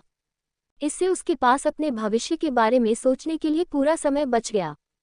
पृथ्वी पर यह कोई रहस्य नहीं था कि बच्चों में वयस्कों की तुलना में सीखने की अधिक क्षमता होती है, और चूंकि उसका परिवार मानवीय या कम से कम मानवीय जैसा प्रतीत होता था, इसलिए वह आशा कर सकता था कि इस आयाम में भी यह बात सत्य हो। वह जो देख सकता था, उससे उसका शरीर पृथ्वी ग्रह के किसी बच्चे से अलग नहीं था। वह उसकी दिल की धड़कन सुन सकता था, सांस लेते समय उसकी छाती फूलती और सिकुड़ती थी। यहाँ तक कि प्रजनन तंत्र भी एक जैसा था। यही बात उसके नए परिवार के लिए भी कही जा सकती है। अगर जादू का अस्तित्व न होता, तो वह बस समय के माध्यम से यात्रा करने के बारे में सोचता, लेकिन चीजें स्पष्ट रूप से इतनी सरल नहीं थीं। डेरेक ने तुरंत ही मैं अब किस जाति का हूँ जैसी परिकल्पना को अति सोच समझकर खारिज कर दिया। शिशु होने का एक लाभ यह था कि अज्ञानता बिल्कुल ठीक थी, जब समय आएगा कोई न कोई उसे सिखा देगा। उसने तय किया कि उसकी 2 प्राथमिकताएं हैं। पहली, अपनी भाषा सीखना। सभी बच्चों को अपनी मातृभाषा सीखनी चाहिए, और उसके पास सिर्फ इतना समय था कि उसे मंदबुद्धि मान लिया जाता, इसलिए वह ढिलाई नहीं बरत सकता था। दूसरा, उसे किसी तरह जादू या कम से कम इसकी नींव को समझना था, और इसकी भी एक समय सीमा थी, क्योंकि उसकी सीखने की क्षमता तभी चरम पर थी जब उसका मस्तिष्क बढ़ना बंद हो गया था। इसके बाद वह जादू के लिए समान प्रतिभा और स्वभाव वाले किसी भी अन्य व्यक्ति से अलग नहीं होगा। इसलिए उन्होंने जादू को अपनी पहली प्राथमिकता बना लिया। धीमी गति से सीखने वाला माना जाना जीवन भर कमजोर रहने और पुनर्जन्म के लिए मजबूर होने से कहीं बेहतर था। डेरेक ने नई दुनिया में अपना पहला दिन अपनी मां के साथ बिस्तर पर बिताया, जबकि उसके पिता लड़कों के कमरे में सोते और आराम करते थे। जब भी कोई उससे बात करता तो वह ध्यानपूर्वक सुनता और सामान्य शब्दों या पैटर्न को समझने की कोशिश करता। बाकी समय जब वह खाना नहीं खा रहा होता या कपड़े का डायपर नहीं बदल रहा होता, तो वह अपने ज्ञात 3 मंत्रों में से किसी एक का जाप करने का प्रयास करता। एक इरु, विनरे लखात और विनरे रॉडतू। हर प्रयास विफल रहा। वह अपने अंदर एक कण भी शक्ति महसूस नहीं कर सका। उसने जो देखा और जो उसने पृथ्वी के कालकोठरी और लूटपाट से जाना, उसकी तुलना करने पर उन मंत्रों में स्पष्ट रूप से एक मौखिक और शारीरिक घटक था। लेकिन ये सब कुछ नहीं हो सकता था, या कम से कम उसे ऐसी उम्मीद थी, अन्यथा जब तक वह बात करने में सक्षम नहीं हो जाता, तब तक उसके सारे प्रयास व्यर्थ हो जाते। असफलता के बाद उसकी चिंता बढ़ती गई। अज्ञात और कल का डर बढ़ने लगा। साथ ही शौच और खुद को गीला करने की आदत डालना भी सुखद एहसास नहीं था। शुक्र है कि उसकी मां ने उसे प्यार और स्नेह से भर दिया, जिससे उसका दिन पूरी तरह से बर्बाद नहीं हुआ। अपनी पिछली जिंदगी के कारण माताओं के बारे में उसके पूर्वाग्रह के बावजूद एलेना उसे प्यार और सुरक्षा का एहसास कराने में कामयाब रही। ये बिल्कुल भी बुरा नहीं था। पहले दिन का अंतिम परिणाम ये था कि जादू में उसकी कोई प्रगति नहीं हुई, भाषा में भी कोई प्रगति नहीं हुई, लेकिन उसकी माँ एक अच्छी माता पिता प्रतीत हुई और उसने आखिरकार अपना नया नाम सीखा, लिथ। दूसरे दिन उसकी दुनिया उलट गई। एलेना ने जंगली बैल जैसी ताकत दिखाते हुए निर्णय लिया कि वह आराम करने से ऊब चुकी है और वह दैनिक कामों में मदद करने के लिए उठ खड़ी हुई। लिथ को उसका पूरा फिगर देखने का मौका मिला। पिछले दिन बच्चे को जन्म देने के बावजूद वह एक अच्छी दिखने वाली महिला थी। उसकी उम्र 20 के आसपास थी। वह निश्चित रूप से सभी जगहों पर अच्छी तरह से संपन्न थी, कड़ी मेहनत से एक फिट शरीर के साथ। उसके कंधे की हड्डियों तक लंबे बाल एक सुंदर हल्के भूरे रंग के थे, जिसमें लाल रंग के शेड्स थे। मोमबत्ती की रोशनी से ऐसा लग रहा था जैसे अंदर लपटें नाच रही हों। धूप वाले दिन में माँ को खुले बालों में देखना वाकई एक अद्भुत नज़ारा होगा, डेरेक ने सोचा। शायद ऐसा इसलिए था क्योंकि लिथ अभी भी बच्ची थी, या शायद माँ बेटे के रिश्ते के कारण, लेकिन लिथ को उस पर बहुत गर्व था। बस 5 दिन लगते हैं। प्रमाणित चित्रकार, विशेषज्ञ, रंग परामर्श, मशीनीकृत उपकरण, फर्नीचर मास्किंग, नेरोलिक नेक्स्ट जेन। उन्होंने ये भी पाया कि वह ब्रा या इंडिपेंड का उपयोग नहीं करती थी। ड्रेसिंग खत्म होने के बाद उसने लिथ को लपेटा, जिससे उसका हिलना डुलना असंभव हो गया। फिर एलेना ने उसे अपने सैश में रखा, इसे बच्चे के पालने की तरह इस्तेमाल किया ताकि वह उसे कम से कम मेहनत के साथ केवल एक हाथ से आसानी से पकड़ सके।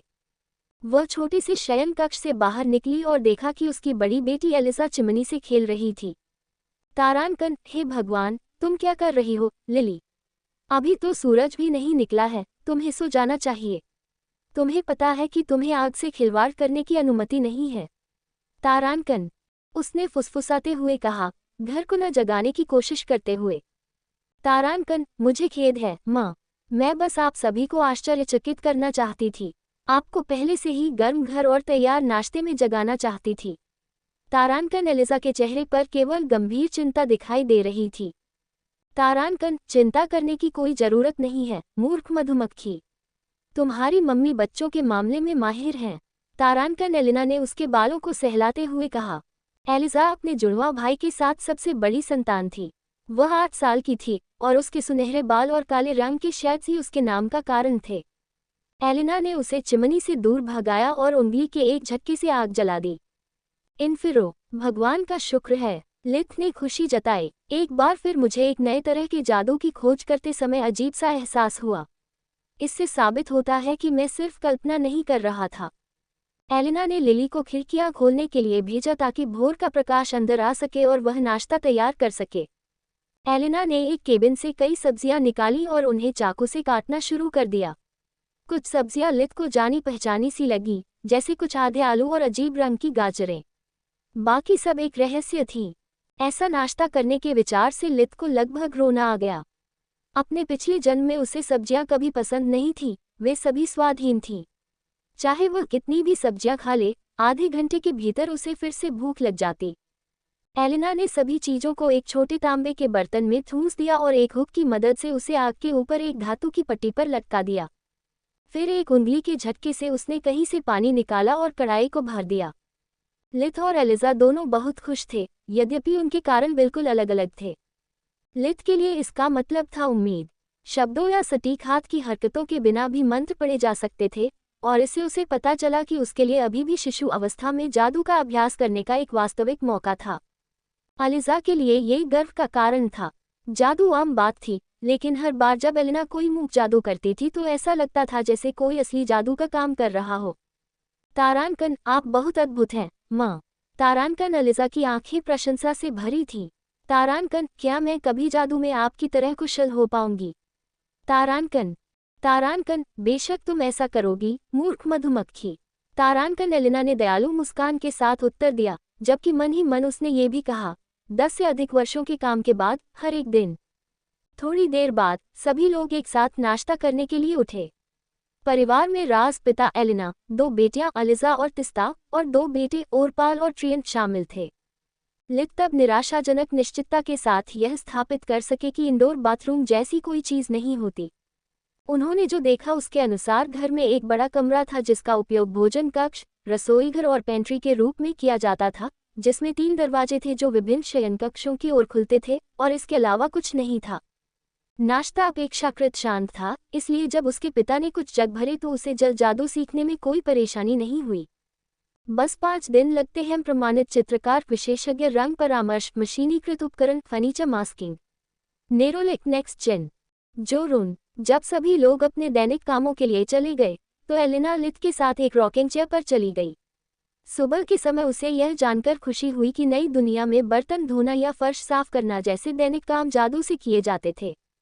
अपनी रॉकिंग कुर्सी पर बैठे हुए एलिना अपनी तर्जनी और मध्यमा उंगली को घुमाते हुए ब्रेजा बोलती थी, जिससे 3 छोटे बवंडर उत्पन्न होते थे, जिन्हें वह धूल को इकट्ठा करने और उससे छुटकारा पाने के लिए पूरे घर में घुमाती थी।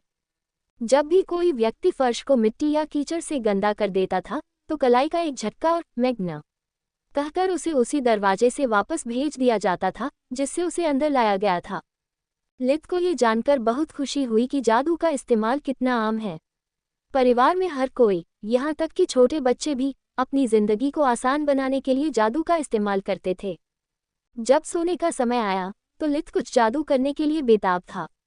उसने अपने हाथ और पैर आज़ाद होने के लिए बहुत समय तक इंतजार किया था। एलिना लगभग तुरंत ही सो गई, फिर भी लित इतना अधीर था कि उसे ऐसा लग रहा था जैसे उसने घंटों इंतजार किया हो। पूरे दिन सोचने के बाद उसने निर्णय लिया कि वह पहले केवल हवाई जादू का ही प्रयास करेगा, जब तक कि उसे अपनी जादू नियंत्रण क्षमताओं पर पूरा विश्वास न हो जाए। आग एक नौसिखिए के लिए बहुत खतरनाक थी, जबकि पानी और रोशनी आसानी से उसकी मां को जगा सकती थी। वह कमरे की मंद रोशनी में नियंत्रित करने के लिए कोई गंदगी नहीं देख सकता था और अंधेरे जादू के साथ खिलवाड़ करने से बहुत डरता था जब तक कि उसे इसके बारे में बेहतर समझ न हो जाए। इसलिए उसने अपनी छोटी बांह घुमाए और कहा, इया, कुछ नहीं हुआ। लित ने हार मानने से पहले अनगिनत बार कोशिश की और असफल रहा। उसे नहीं पता था कि उसका शिशु शरीर कितनी देर तक सो पाएगा, इसलिए उसने निराश होना छोड़ दिया और सोचना शुरू कर दिया। जादू आम बात थी। जब भी वह पहली बार कोई तात्विक जादुई शब्द सुनता था तो उसके अंदर कुछ घटित होता था, जैसे तात्विक ऊर्जा के साथ संबंध स्थापित हो गया हो। ये सब अच्छी खबरें थीं, लेकिन उसे अभी भी समझ नहीं आ रहा था कि वह हमेशा असफल क्यों होता था। उसने कभी नहीं सोचा था कि वह पहली कोशिश में सफल हो जाएगा, लेकिन उसने सोचा था कि कुछ तो होगा ही। हवा का एक छोटा सा झोंका, एक जादुई चिंगारी, कुछ भी काम आ सकता है। इसलिए वो उस समय के बारे में सोचने लगा जब मरहम लगाने वाले ने उसे शक्ति से भर दिया था। यह एहसास उसके लिए नया नहीं था, लेकिन उसने इसे कभी इतना तीव्र अनुभव नहीं किया था। लित ने अपनी याददाश्त को खंगाला जब तक कि उसे जवाब नहीं मिल गया। ये वही अनुभूति थी जो उसे तब हुई थी जब उसने बुनियादी सांस लेने की तकनीक सीखते हुए ऐकिडो का अभ्यास करना शुरू किया था। खैर, मेरे पास खोने को कुछ भी नहीं है, चलो एक बार कोशिश करके देखते हैं। लित ने अपने डायाफ्राम से सांस ली, गुदा को शिथिल किया ताकि विश्व ऊर्जा अंदर आ सके। इसके बाद वह गुदा को सिकोड़ता था, कुछ सेकंड के लिए सांस को रोक लेता था ताकि ऊर्जा अंदर स्थापित हो जाए, फिर सांस छोड़ते हुए अपने पूरे शरीर को आराम देता था। पृथ्वी पर वापस आकर उन्होंने हमेशा यही सोचा था कि अभ्यास के अपने पहले दिनों के दौरान उन्हें जो मादक अनुभूति हुई थी वह किसी प्रकार का प्लेसिबो प्रभाव मात्र था। उसका भोला भाला युवा मन स्वयं को ये भ्रम दे रहा था कि कमजोर लोग केवल की आंतरिक ऊर्जा की बकवास पर विश्वास करने और उसका अभ्यास करने से चमत्कारिक रूप से मजबूत बन सकते हैं। लेकिन क्या होगा यदि बाद में उसे वह अनुभूति केवल इसलिए बंद हो जाए क्योंकि उसकी मूल विश्व ऊर्जा बहुत कम हो गई थी। कुछ समय बाद लित को अपने शरीर के चारों ओर झुंझुनी महसूस होने लगी और फिर ऊर्जा उसके सौर जाल के अंदर घूमने और संघनित होने लगी। जितना अधिक वह श्वास तकनीक का अभ्यास करता, उतना अधिक स्पष्ट रूप से वह महसूस कर पाता कि ऊर्जा अधिक स्थिर हो रही है। उसके पुराने वीडियो गेम में मन हमेशा नीला होता था, इसलिए उसने अपने सौर जाल के अंदर एक नीले रंग के गोले की कल्पना की। थोड़ी देर बाद लित को शक्ति का भरपूर एहसास हुआ। आखिरी बार अपनी सांस रोककर उसने आदेश देने से पहले अपनी छोटी बांह घुमाई, या। जब वह कंबल की ओर बढ़ रहा था तब उत्पन्न हुई हवा से उसकी मां के बाल बमुश्किल हिल रहे थे। फिर भी वह मुस्कुराना बंद नहीं कर सका। ये वास्तव में एक शानदार शुरुआत है। मेनू दिखाओ। उपन्यास बिन। उपन्यास सुप्रीम मैगस। अथक अभ्यास 01:46 ट्रोविड। अगले सप्ताहों में लित का दिन एक सख्त दिनचर्या में बीता। दिन के समय जब वह पूरी तरह से व्यस्त रहते थे तो उनका ध्यान केवल श्वास तकनीक का अभ्यास करने तथा अपने परिवार और उनकी भाषा के बारे में अधिक से अधिक सीखने पर होता था। रात में वह जादू का अभ्यास तब तक करता रहता जब तक कि थककर उसे नींद न आ जाए।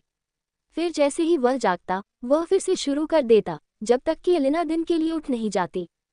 एक से ज्यादा बार उसने छुट्टी लेने की कोशिश की, लेकिन यह ज्यादा समय तक नहीं चल पाया। एक बच्चे के रूप में जीना आसान नहीं था, इसके विपरीत बहुत तनावपूर्ण था।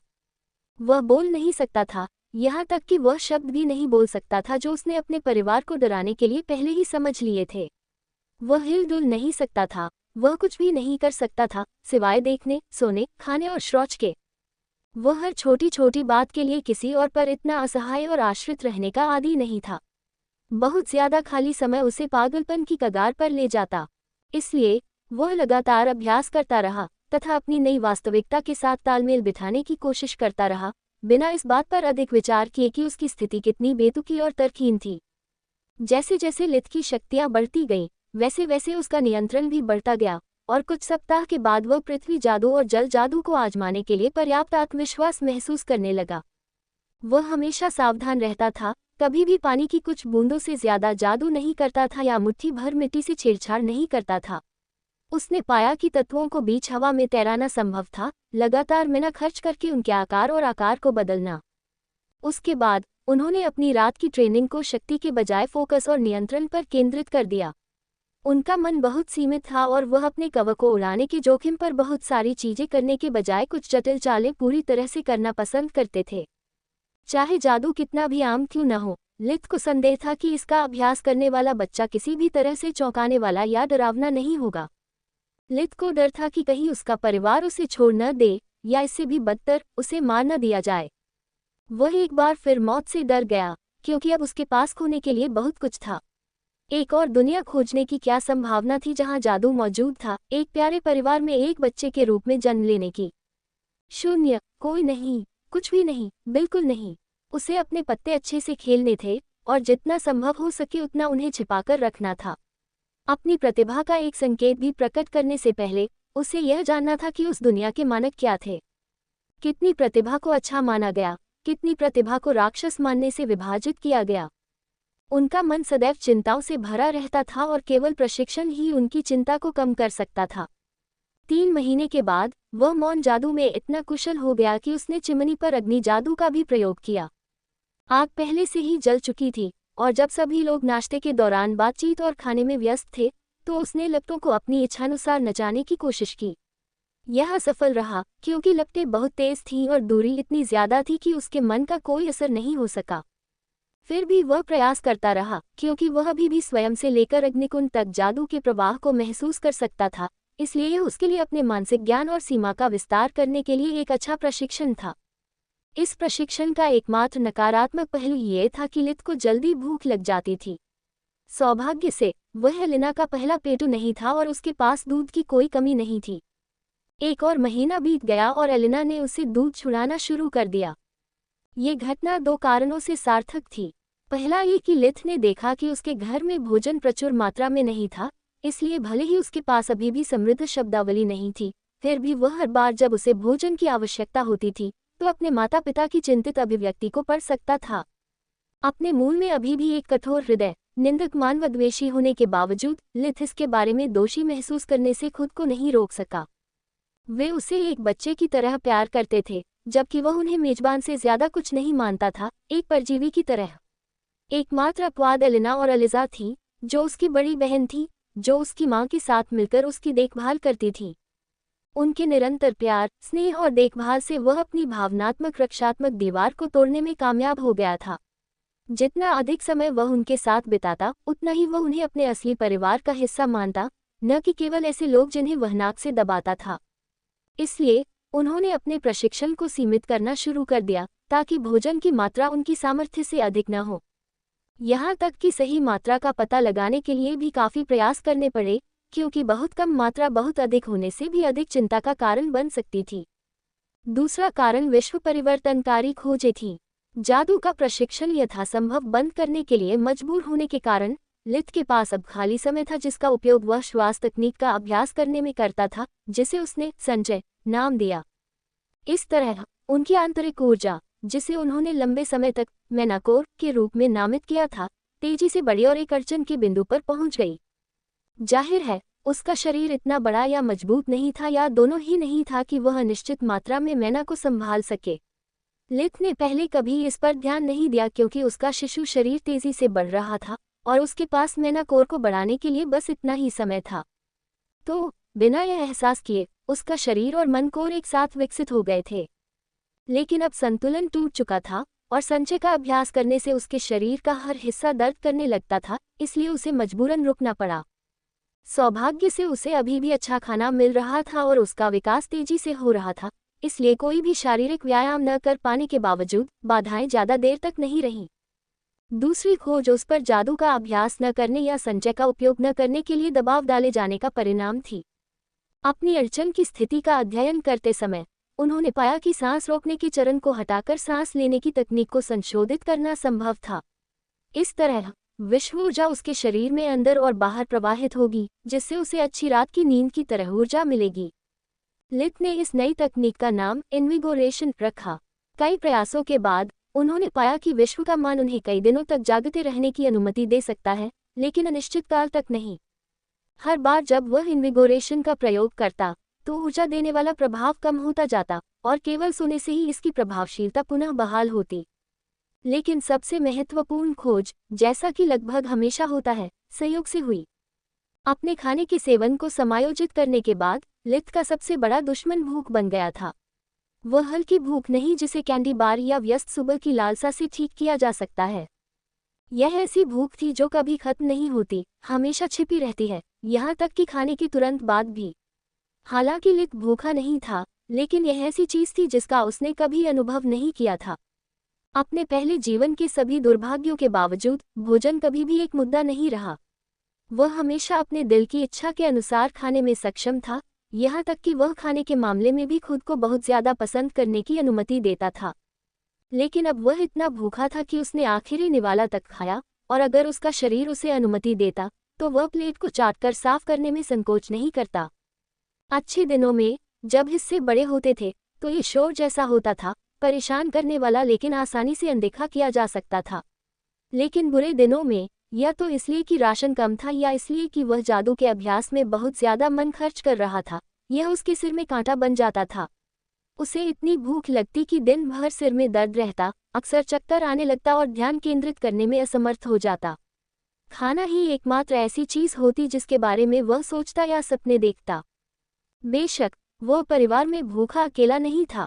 एलिना के अलावा केवल उसके भाई बहन ओरपल और अलिजा को ही उसे खाना खिलाने का काम सौंपा गया था। और जबकि अलिजा का दिल बड़ा था और वह अपनी मां की तरह बनने की कोशिश करती थी, ओरपल दिन ब दिन क्रोधित और भूखा होता जा रहा था। वह अक्सर उन दिनों के बारे में सोचता रहता था जब वह और उसका जुड़वा घर में अकेले बच्चे थे। अब उसे न केवल अपने माता पिता का ध्यान आकर्षित करने के लिए हर दिन संघर्ष करना पड़ता था, बल्कि भोजन, कपड़े आदि के लिए भी संघर्ष करना पड़ता था। एक बार जब उसके पास सिर्फ अपने लिए कमरा था तो उसे ट्रियॉन के साथ साझा करना पड़ा। ये बस समय की बात थी कि लिथ आकर उसके पास बची हुई थोड़ी बहुत निजी जगह भी छीन ले। ओरपल को ये समझ में नहीं आ रहा था कि उसके जैसा गरीब परिवार क्यों बच्चे पैदा करता रहेगा। सर्दी का मौसम था, इसलिए ज्यादा काम नहीं था, इसलिए उनके पास खाने पीने का सामान इकट्ठा करने के ज्यादा मौके नहीं थे और उन्हें बसंत तक काम चलाना पड़ा। ये सभी किसान परिवारों के लिए वर्ष का सबसे कठिन समय था, क्योंकि भोजन केवल मनुष्यों के लिए ही नहीं बल्कि पशुओं के लिए भी था। ओरपल लिथ को सारा खाना निगलते देखकर परेशान हो गया था, यहाँ तक कि उसने उसे जोंक नाम दे दिया था। इसलिए जब भी उस छोटे कीड़े को खिलाने की बारी आती तो वह अपने लिए भी कुछ चम्मच ले लेता। लेकिन लिथ को धमकाना आसान नहीं था। जैसे ही उसे पता चलता कि चम्मच उसकी ओर नहीं है, वह पागलों की तरह रोने लगता और एलिना दौड़कर उसके पास आती, जिससे ओरपल की योजना विफल हो जाती। लिथ कभी नहीं रोता था जब तक कि उसे खाना खिलाने या कपड़े बदलने की जरूरत न हो, और इससे उनके माता पिता दोनों बहुत खुश होते थे और उसके बारे में चिंतित भी। चूंकि वह कभी भी भेड़िया नहीं रोता था, इसलिए वे हर रोने को बहुत गंभीरता से लेते थे। वह दिन लिथ के लिए बहुत बुरा दिन था। वह अपने विकास के कारण भूखा था और अब उसकी देखभाल करने की बारी ओरपल की थी। उनके माता पिता दोनों बाहर थे, उनमें से एक गाय शीतदंश से पीड़ित लग रही थी। इसलिए ओरपल ने बच्चे के लिए मलाईदार सूप से भरी प्लेट ली और एक पूरा चम्मच गटक लिया। लिथ तुरंत रोने लगा, लेकिन उसकी आवाज सुनने वाला कोई नहीं था। जितना रोना है रो लो, लीच। लिथ अब ज्यादातर आम शब्दों को समझने में सक्षम हो गया था, जिसमें ओरपल का मजाक भी शामिल था। आज सिर्फ तुम और मैं हैं, कोई भी माँ तुम्हें बचाने के लिए नहीं आई है। ये कहने के बाद उसने एक और घूंट पी लिया। लिथ को लगा कि वह पागल हो रहा है। एक बार फिर वह असहाय था, उसका तथाकथित जादू जरूरत के समय बेकार था। वह अपना भेद खोलने के अलावा और क्या कर सकता था? उसे हवा देना, उसे गीला करना, आग का इस्तेमाल करना बहुत खतरनाक था। एक भी खाना पूरे घर को जलाने के लायक नहीं था। लिथ की भूख उसे खाए जा रही थी और उसका क्रोध उससे भी अधिक बढ़ गया था, जिसकी उसने कभी कल्पना भी नहीं की थी। तुम बेवकूफ हो, वह मन ही मन चिल्लाया। एक बच्चे को लूटना इतना मुश्किल लग रहा है। तभी उसने देखा कि तीसरा चम्मच, जो उसके भोजन का लगभग आधा हिस्सा खा चुका था, ओरपल के आत्मसंतुष्ट चेहरे की ओर बढ़ रहा था। लिथ का क्रोध नए शिखर पर पहुंच गया, उसकी घृणा आग की तरह जल रही थी। तुम मेरे भाई नहीं हो, वह मन ही मन चिल्लाया। तुम एक गंदे चोर के अलावा कुछ नहीं हो, कचरा। और फिर क्लिक करने से ज्यादा उसने महसूस किया कि अंदर कुछ टूट रहा है, जैसे कि एक बांध जो अब उग्र पानी को रोक नहीं सकता। मुझे उम्मीद है कि तुम उस चम्मच से घुट जाओगे, तुम कमीने। लिथ ने अंतिम संघर्ष में ओरपल के खिलाफ अपना हाथ लहराया, और फिर यह हुआ। लिथ ने महसूस किया कि मन उसके शरीर से बाहर जा रहा है। ओरपल के मुंह में पहले से मौजूद चम्मच तक पहुंच रहा है और उसे जोर से नीचे धकेल रहा है। ओरपल का गला घुटने लगा और गले से चम्मच निकालने के बाद उसे उल्टियां होने लगी। लिथ इतना आश्चर्यचकित हुआ कि वह अपना क्रोध और भूख दोनों ही भूल गया। उन्होंने कुछ अद्भुत चीज खोज ली थी, एक ऐसी शक्ति जो उनके परिवार में किसी और के पास नहीं थी। लिथ ने आत्मा जादू की खोज की थी। मेनू दिखाओ। उपन्यास बिन। उपन्यास सुप्रीम मैगस। आत्मा जादू को समझना। 01:33। ट्रोविड। उस समय एलिना और राज पिता घर वापस आ रहे थे। लिथ की हताश चीखें सुनकर वे उसे देखने के लिए वापस दौड़े। जब उन्होंने ओरपल को जमीन पर उल्टी करते हुए पाया तो उन्हें समझ में आ गया कि क्या हुआ है। उन्हें पहले से ही संदेह था, क्योंकि जब भी ओरपल लिथ को खाना खिलाता था तो वह हमेशा सामान्य से ज्यादा भूखा होता था। लेकिन अब उनके पास सबूत था। उल्टी के तालाब के अंदर बिना पचा हुआ मलाईदार सूप दिन की तरह साफ था। राज गुस्से से लाल हो गया। तारानकन, तुम छोटे। तारानकन, लेकिन उसे रुकना पड़ा, उसके दूसरे बच्चे भी वापस आ गए थे। मैं तुमसे बहुत निराश हूँ, ओरपल, एलिना ने कहा, ये देखकर कि उसका पति बहुत गुस्से में था और बोल नहीं पा रहा था। तारानकन, अब से एलिना ही लिथ को खाना खिलाएगी।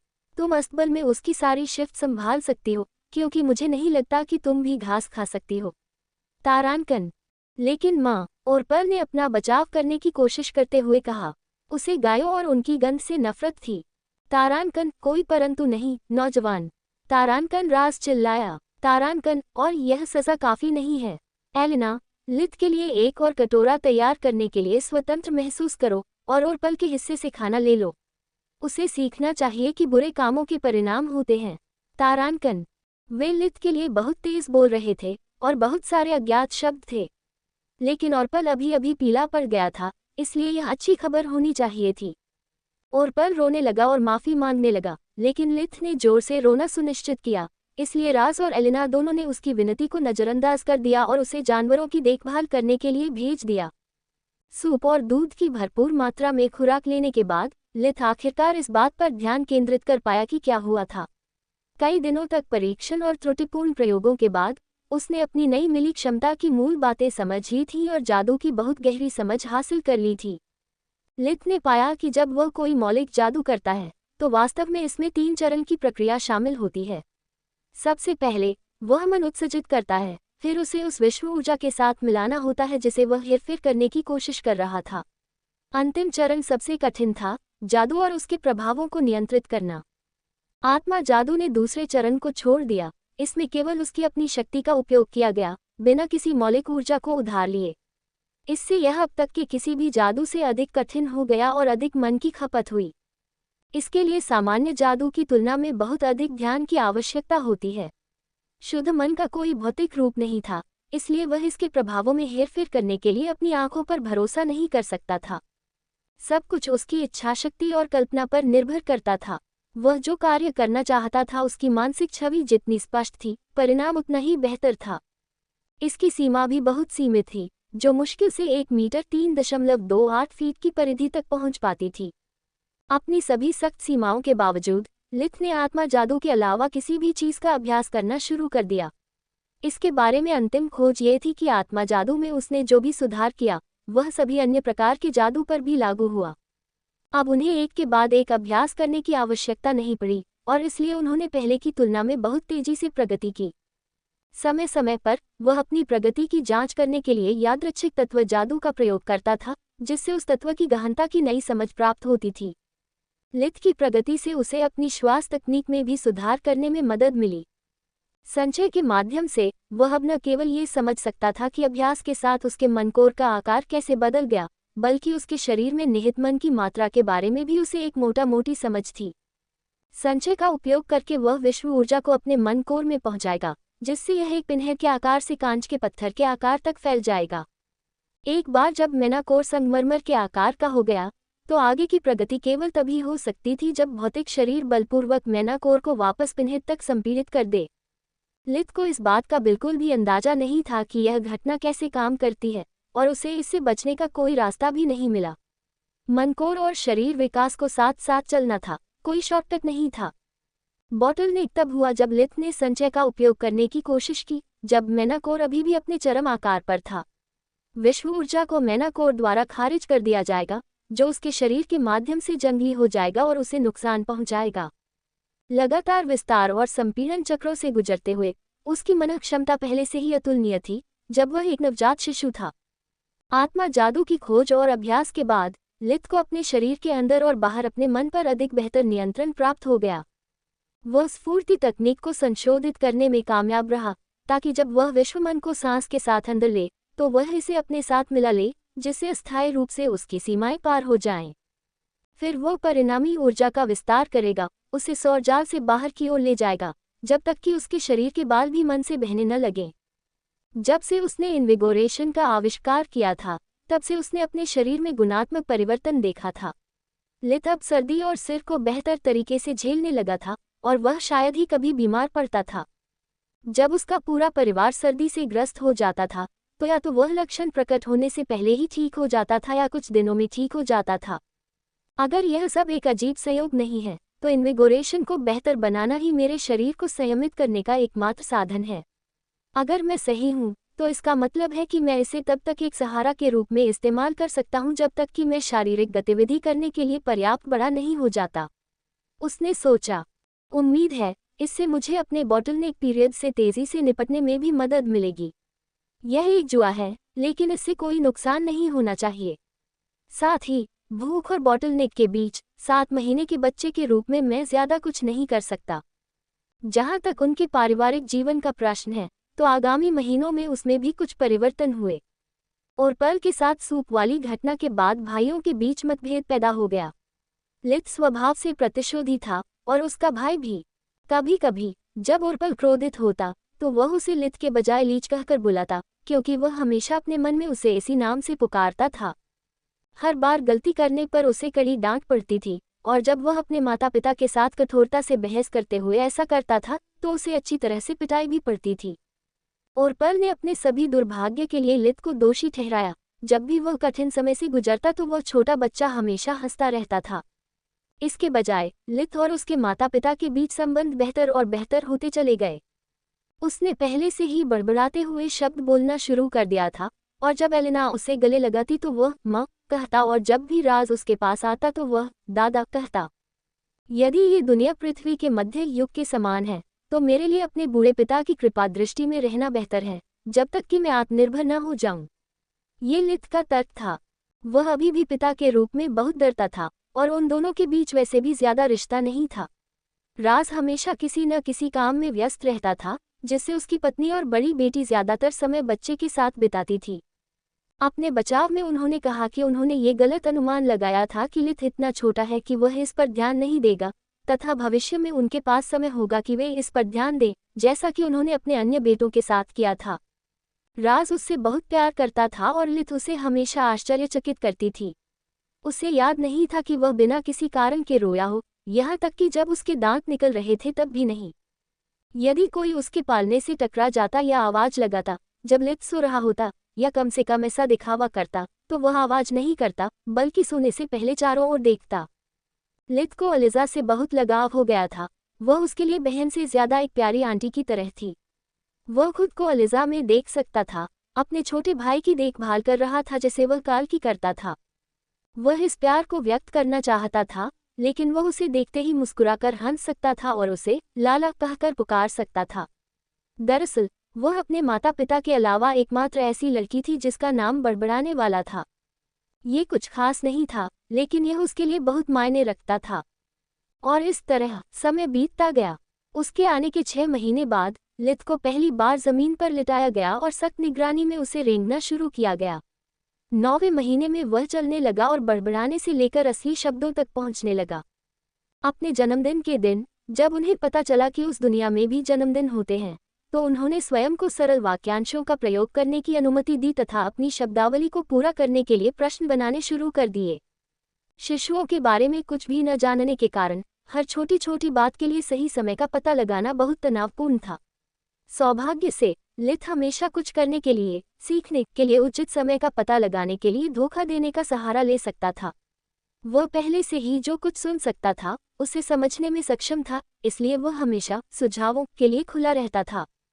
अगर एलेना चाहती थी कि वह आखिरकार माँ की जगह मम्मी कहे, तो उसे ऐसा करने से पहले कुछ दिन इंतजार करना चाहिए था। अगर राज ने लिथ के उसके पास दौड़कर आने पर खुशी जताई, तो उसने ऐसा किया। वास्तविक समस्या ये थी कि हम राज, अलिजा और एलेना की कही हर बात पर ध्यान दे रहे थे, जबकि हम उनकी बातों से पूरी तरह अनभिज्ञ थे। एक और समस्या ये थी कि एक बार जब उन्होंने उसे भोजन कक्ष में स्वतंत्र रूप से घूमने दिया, तो उन्होंने उसे छोटे लकड़ी के खिलौने भी दे दिए ताकि वह उनसे खेले और अपने आसपास के वातावरण का पता लगाए। लिथ को डाइनिंग रूम पहले से ही पता था और वहां देखने के लिए ज्यादा कुछ नहीं था, फिर भी उसे इसके बारे में उत्सुक होने का नाटक करना पड़ा। ये सबसे कठिन काम था जो उसने शिशु बनने के बाद किया था, और इससे वह बहुत डर गया था। उसे बिल्कुल भी अंदाजा नहीं था कि एक बच्चा ऐसे नीरस वातावरण का कैसे आनंद ले सकता है, और अपने भेद खुलने के डर से उसे बहुत पसीना आ रहा था।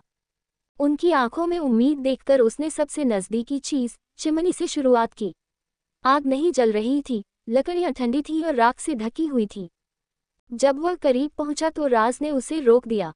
ये चिमनी है, अब ये सुरक्षित है, लेकिन आग बुरी है। आग नुकसान पहुंचाती है, इसे छूना नहीं चाहिए, कभी नहीं। लिथ ने उसे देखा, उलझन में, राख में हाथ डालने से पहले। राज ने उसका हाथ पकड़ लिया, उसे रोक दिया। आग बुरी चीज है, उसे छूना नहीं चाहिए, कभी नहीं, उसके पिता ने दोहराया। लिथ ने उसकी आंखों में ऐसे देखा जैसे वह गहरी सोच में डूबा हो, फिर पूछा, आग बुरी है? हाँ, बहुत बुरा, राज ने सिर हिलाते हुए जवाब दिया। ठीक है। लिथ चिमनी से दूर चला गया और मेज के पास आ गया। जब वह कुर्सी पर चढ़ने की कोशिश कर रहा था और लगभग कुर्सी से गिर ही रहा था, तो एलेना उसे बचाने के लिए दौड़ी। हे भगवान, इस नन्हे को तो खतरा पसंद है। उनके बढ़ते चिंतित भावों को देखकर लिथ को लगा कि उसे उस पीड़ा से बाहर निकलने का रास्ता मिल गया है। वह खुद को खतरे में डालता रहता, मेज पर चढ़ने की कोशिश करता और रसोई में जाकर बर्तनों और चाकुओं में खोजबीन करता। जल्दी ही उन्होंने फैसला कर लिया कि रोमांच का समय खत्म हो गया है। उन्होंने उसे लकड़ी के फर्श पर बिछे एक पुराने कपड़े पर बैठा दिया और तनाव से उबरने तक उसे खेलने के लिए खिलौने दिए। उसके पास एक छोटा लकड़ी का घोड़ा, एक तरह की गाड़ी और एक अजीब सा दिखने वाला कुत्ता था। खेलना उसके लिए बहुत आसान था। लिथ को कहानियां बनाने या ये समझाने की जरूरत नहीं थी कि वह क्या कर रहा है। वह खेल के समय का उपयोग केवल आत्मा जादू का अभ्यास करने के लिए कर सकता था। लिथ वास्तव में खिलौनों को हिलाने के लिए अपने हाथों का उपयोग कभी नहीं करेगा, उन्हें अपनी उंगलियों के जितना संभव हो सके उतना करीब तैराएगा। उसने वाकई उन पलों का आनंद लिया। लिथ आखिरकार खुलकर खुश हो सकता था, चिल्ला सकता था और हंस सकता था जब भी वह कोई नई खोज या सफलता हासिल करता था, और उसके माता पिता को बस एक खुश बच्चा दिखाई देता था जो अपनी कल्पनाओं में खोया रहता था। किसने कभी सोचा होगा कि इतने शांत छोटे बच्चे की कल्पना इतनी तेज हो सकती है? राज ने अपने चेहरे पर बड़ी, गर्व भरी मुस्कान के साथ कहा। उसे देखो, उसके पास बस कुछ पुराने खिलौने हैं, फिर भी ऐसा लगता है जैसे पूरी दुनिया उसकी मुट्ठी में है। मेनू दिखाओ। उपन्यास बिन। उपन्यास सुप्रीम मैगस। बढ़ते दर्द 01:33। ट्रोविड। अगले वर्ष लिथ के लिए आसान नहीं थे। अंततः उसे बहुत सारे प्रश्न करने की अनुमति मिल गई, जिससे उसकी शब्दावली की अधिकांश कमियां भर गईं और अंततः उसे अपने परिवार और नई दुनिया के बारे में जानने का मौका मिला। उन्हें पता चला कि वे लुटिया गांव में रह रहे थे, जो लुस्ट्रिया काउंटी का हिस्सा था, जो बदले में ग्रिफॉन साम्राज्य का हिस्सा था। उसके माता पिता पड़ोसी देशों के बारे में नाम से जानते थे, लेकिन बस इतना ही। उन्हें गांव के बाहर की जिंदगी के बारे में कुछ भी नहीं पता था, न ही उन्हें इसकी परवाह थी। उनकी नज़र में राजा किसी तरह का काल्पनिक जानवर था। वे अपनी सारी आस्था और चिंताएं काउंट लुटिया पर रखते थे। वह न केवल काउंटी में न्याय और करों का प्रबंधन करता था, बल्कि वह हमेशा लुटिया के वसंत उत्सव में मुख्य अतिथि के रूप में भाग लेता था। उसके माता पिता ने कभी भी अपने बच्चों को जादू, युद्ध या इतिहास के बारे में कुछ नहीं बताया। वे उन्हें केवल ऐसी कहानियां सुनाते थे जिन्हें इस नई दुनिया में भी आसानी से सोने से पहले सुनाई जाने वाली कहानियों के रूप में खारिज किया जा सकता था। उनकी सभी कहानियां सुंदर राजकुमारियों, वीर नायकों और खलनायक तानाशाहों से भरी थीं। लिथ इतनी कम जानकारी से वाकई असंतुष्ट था। वह जानना चाहता था कि ग्रह का नाम क्या है, वैज्ञानिक विकास के किस चरण में यह विकसित हुआ है। वह जादू के इतिहास, लोककथाओं, किंवदंतियों के बारे में जानना चाहता था, ऐसी कोई भी चीज जो उसे कम से कम ये संकेत दे सके कि जीवन से क्या अपेक्षा की जानी चाहिए। लेकिन ये स्पष्ट था कि वे गपशप के अलावा और कुछ नहीं जानते थे, इसलिए वह ऐसे प्रश्न नहीं पूछ सकते थे जिनके बारे में उन्हें सोचना भी नहीं चाहिए था। कम से कम उसके परिवार के वंशवृक्ष को पूरी तरह से समझना आसान था। एलिना और राज की शादी बहुत कम उम्र में हुई थी, गांव के मानकों के हिसाब से भी मुश्किल से 16 साल की उम्र में। राज इकलौता बच्चा था, इसलिए उसे अपने पिता का खेत विरासत में मिला था, जहां वे वर्तमान में रह रहे थे। एलिना शादी के कुछ समय बाद ही गर्भवती हो गई और उसने जुड़वा बच्चों अलिजा और ओरपल को जन्म दिया। फिर वह हर 2 साल में फिर से गर्भवती हो गई। इसका मतलब था कि राज और एलिना वर्तमान में 25 साल के थे, अलिजा और ओरपल 8 साल के, ट्रियन 6 साल के, टिस्टा 4 साल के और अंत में लिथ 2 साल के थे। वास्तव में अधिकांश जानकारी उसके भाई बहनों के प्रश्नों से ली गई थी। लिथ ज्यादातर यह क्या है, वह क्यों है जैसे प्रश्नों तक ही सीमित था। परिवार के बाकी सदस्यों के साथ अधिक से अधिक समय बिताते हुए उन्हें ये भी पता चला कि उनके पिता के पास इतना अच्छा खेत, खलिहान और मुर्गीघर होने के बावजूद उन्हें भोजन उपलब्ध कराने में इतनी समस्याएं क्यों थीं। तिस्ता एक जन्मजात बीमारी के साथ पैदा हुई थी, जिसके कारण वह कोई भी शारीरिक श्रम नहीं कर पाती थी और उसके बीमार होने की संभावना भी बनी रहती थी। तेज गति से चलने से उसकी सांस फूलने लगती थी, वह बीच बीच में खांसने लगती थी और जब हालात बिगड़ने वाले होते थे तो खांसी तेज हो जाती थी। उस समय उसके माता पिता में से किसी एक को नाना को उसके पास लाने और उसे ठीक करने के लिए गांव भागना पड़ता। लेकिन वह वास्तव में उसे ठीक नहीं कर सकती थी, केवल लक्षणों को कम कर सकती थी और उसे उसकी प्राकृतिक अवस्था में वापस ला सकती थी। और जबकि जांच महंगी नहीं थी, लेकिन इलाज महंगा था। इसके अलावा भले ही राज उसे लेने गया हो और फिर नाना को वापस घर ले आया हो, फिर भी इसके लिए अतिरिक्त खर्च करना होगा। राउंड ट्रिप करने का मतलब था उसके व्यवसाय को नुकसान, इसलिए उसे मुआवजे की आवश्यकता थी। ये चिकित्सकों की निरंतर आवश्यकता थी कि वे अपने बजट पर इतना दबाव डालें। लिथ को उसके लिए बहुत दुख हुआ। हालांकि उसने टिस्टा के साथ ज्यादा समय नहीं बिताया था, फिर भी वह एलिना और अलिजा दोनों के लिए अनमोल थी, और यही बात उसे उसके लिए भी अनमोल बनाने के लिए काफी थी। वह असहाय महसूस कर रहा था और प्रकाश और अंधकार के जादू का अभ्यास करने में अपनी असमर्थता को कोस रहा था। प्रकाश जादू के लिए धैर्य की आवश्यकता होती है, और जब तक उसे इस बात की ठोस समझ नहीं हो जाती कि यह कैसे काम करता है और इस दुनिया की मानव शरीर रचना क्या है, तब तक वह किसी के स्वास्थ्य को खतरे में डालने की हिम्मत नहीं करेगा। अंधकार जादू एक अलग कहानी थी। लिथ ने इसे सिर्फ एक बार देखा था, उसके परिवार में किसी ने इसका इस्तेमाल नहीं किया था, और उस एक अवसर पर भी उसने स्पष्ट रूप से इसकी विनाशकारी शक्ति को महसूस किया था। वह इसके खिलाफ भी पक्षपाती था, क्योंकि पृथ्वी पर काला जादू हमेशा बुरी प्रथाओं और मरे हुओं से जुड़ा हुआ माना जाता है, इसलिए वह किसी भी संभावित भयावह चीज से जुड़ने की इच्छा नहीं रखता था। लिथ केवल इस उम्मीद में जीवित रह सकता था कि अंततः उसे जादू में कुछ प्रशिक्षण मिलेगा, साथ ही वह उस पागलपन को भी सहन कर सकता था जिसे वह पारिवारिक जीवन कहने का आदी हो रहा था। उसे जीवंत होना था, लेकिन बहुत ज्यादा नहीं। उसे जिज्ञासु होना था, लेकिन बहुत ज्यादा नहीं। उसे इधर उधर भागना था, लेकिन दरवाजे से बाहर नहीं निकलना था। उसके माता पिता कभी संतुष्ट नहीं होते थे। अगर वह कोने में बैठकर ध्यान लगाने की कोशिश करता तो वे चिंता में पड़ जाते, क्योंकि वह बहुत शांत या आलसी है। अगर वह इधर उधर जाने या उनकी मदद करने की कोशिश करता तो उसे बीच में आने के लिए डांटा जाता। उन्होंने उसे घर के काम का जादू, यह उन छोटे मोटे मंत्रों का नाम था जिन्हें वे अपने दैनिक जीवन में प्रयोग करते थे, सिखाने से मना कर दिया तथा उसे जादू सीखने से मना कर दिया। लिथ किसी के साथ के बिना बाहर नहीं जा सकता था, चिमनी के पास नहीं जा सकता था, बहुत अधिक सवाल नहीं कर सकता था। जब तक वह बड़ा नहीं हो गया तब तक सब कुछ मूलतः प्रतिबंधित था।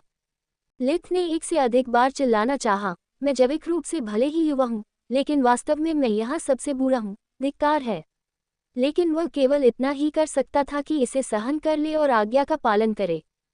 ऑपल के साथ उसका झगड़ा कभी नहीं सुलझ पाया और वह अपने भाई के लिए ट्रियन की दुश्मनी को साफ तौर पर महसूस कर सकता था। स्पष्ट रूप से ऑपल ट्रियन के लिए वही था जो अलिजा लिथ के लिए थी, जो उसका रोल मॉडल था। ऑपल के विपरीत ट्रियन उसे पूरी तरह से अनदेखा नहीं करता था, तब भी जब उनके माता पिता अनुपस्थित होते थे। लेकिन लिथ स्पष्ट रूप से देख सकता था कि हर बार जब उसका भाई उसकी मदद करता था तो वह सिर्फ विनम्रता दिखाने के लिए करता था। उनके बीच कोई दयालुता नहीं थी।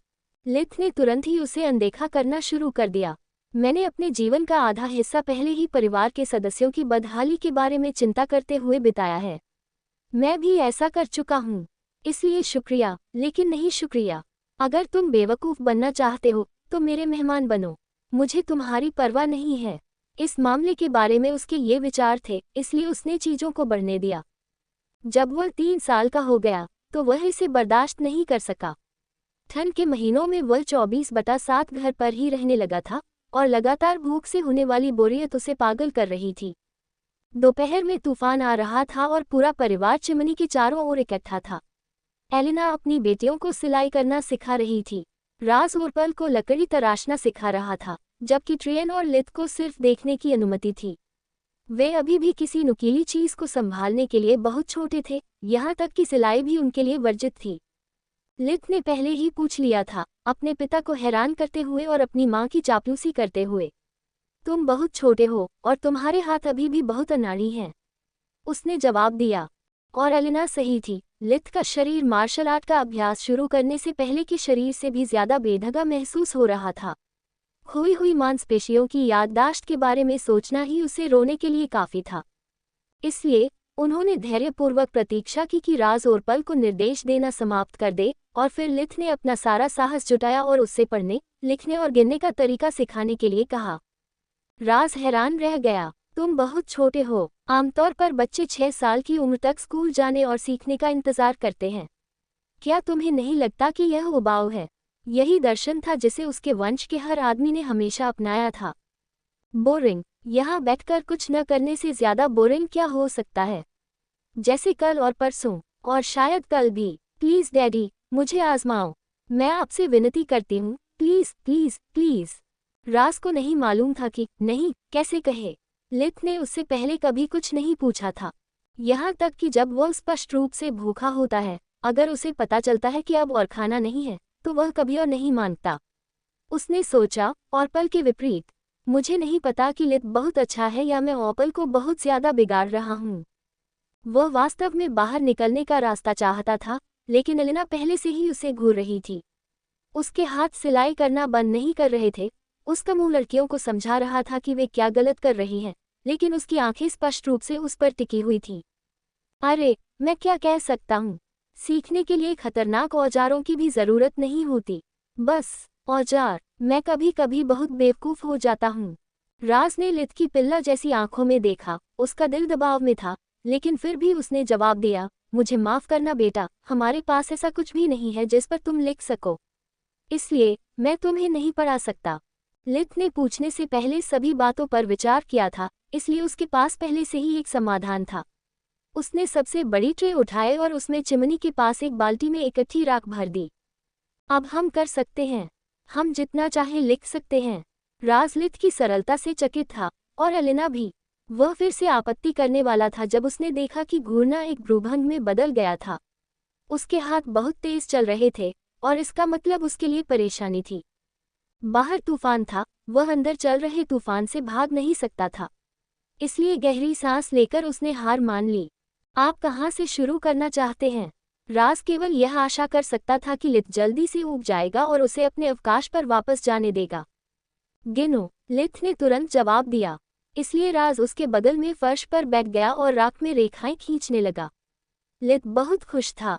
उनके द्वारा प्रयुक्त अंकर भी अंकों से भिन्न आकार के थे, लेकिन इसके अलावा वे प्रयोग में समान थे, यहाँ तक कि उनकी गणना पद्धति भी समान थी।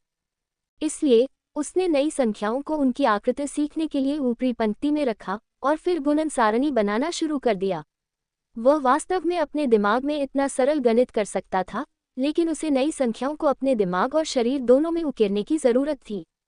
अपनी बात समाप्त करने के बाद लिथ ने अपने श्रोताओं से प्रश्न पूछना शुरू कर दिया, और जब ओरपल ने व्यंग्यात्मक ढंग से पूछा कि 124 गुना 11 कितना होता है, तो उन्होंने तुरंत सीधा उत्तर देते हुए 1364 कहा, जिससे सभी अवाक रह गए।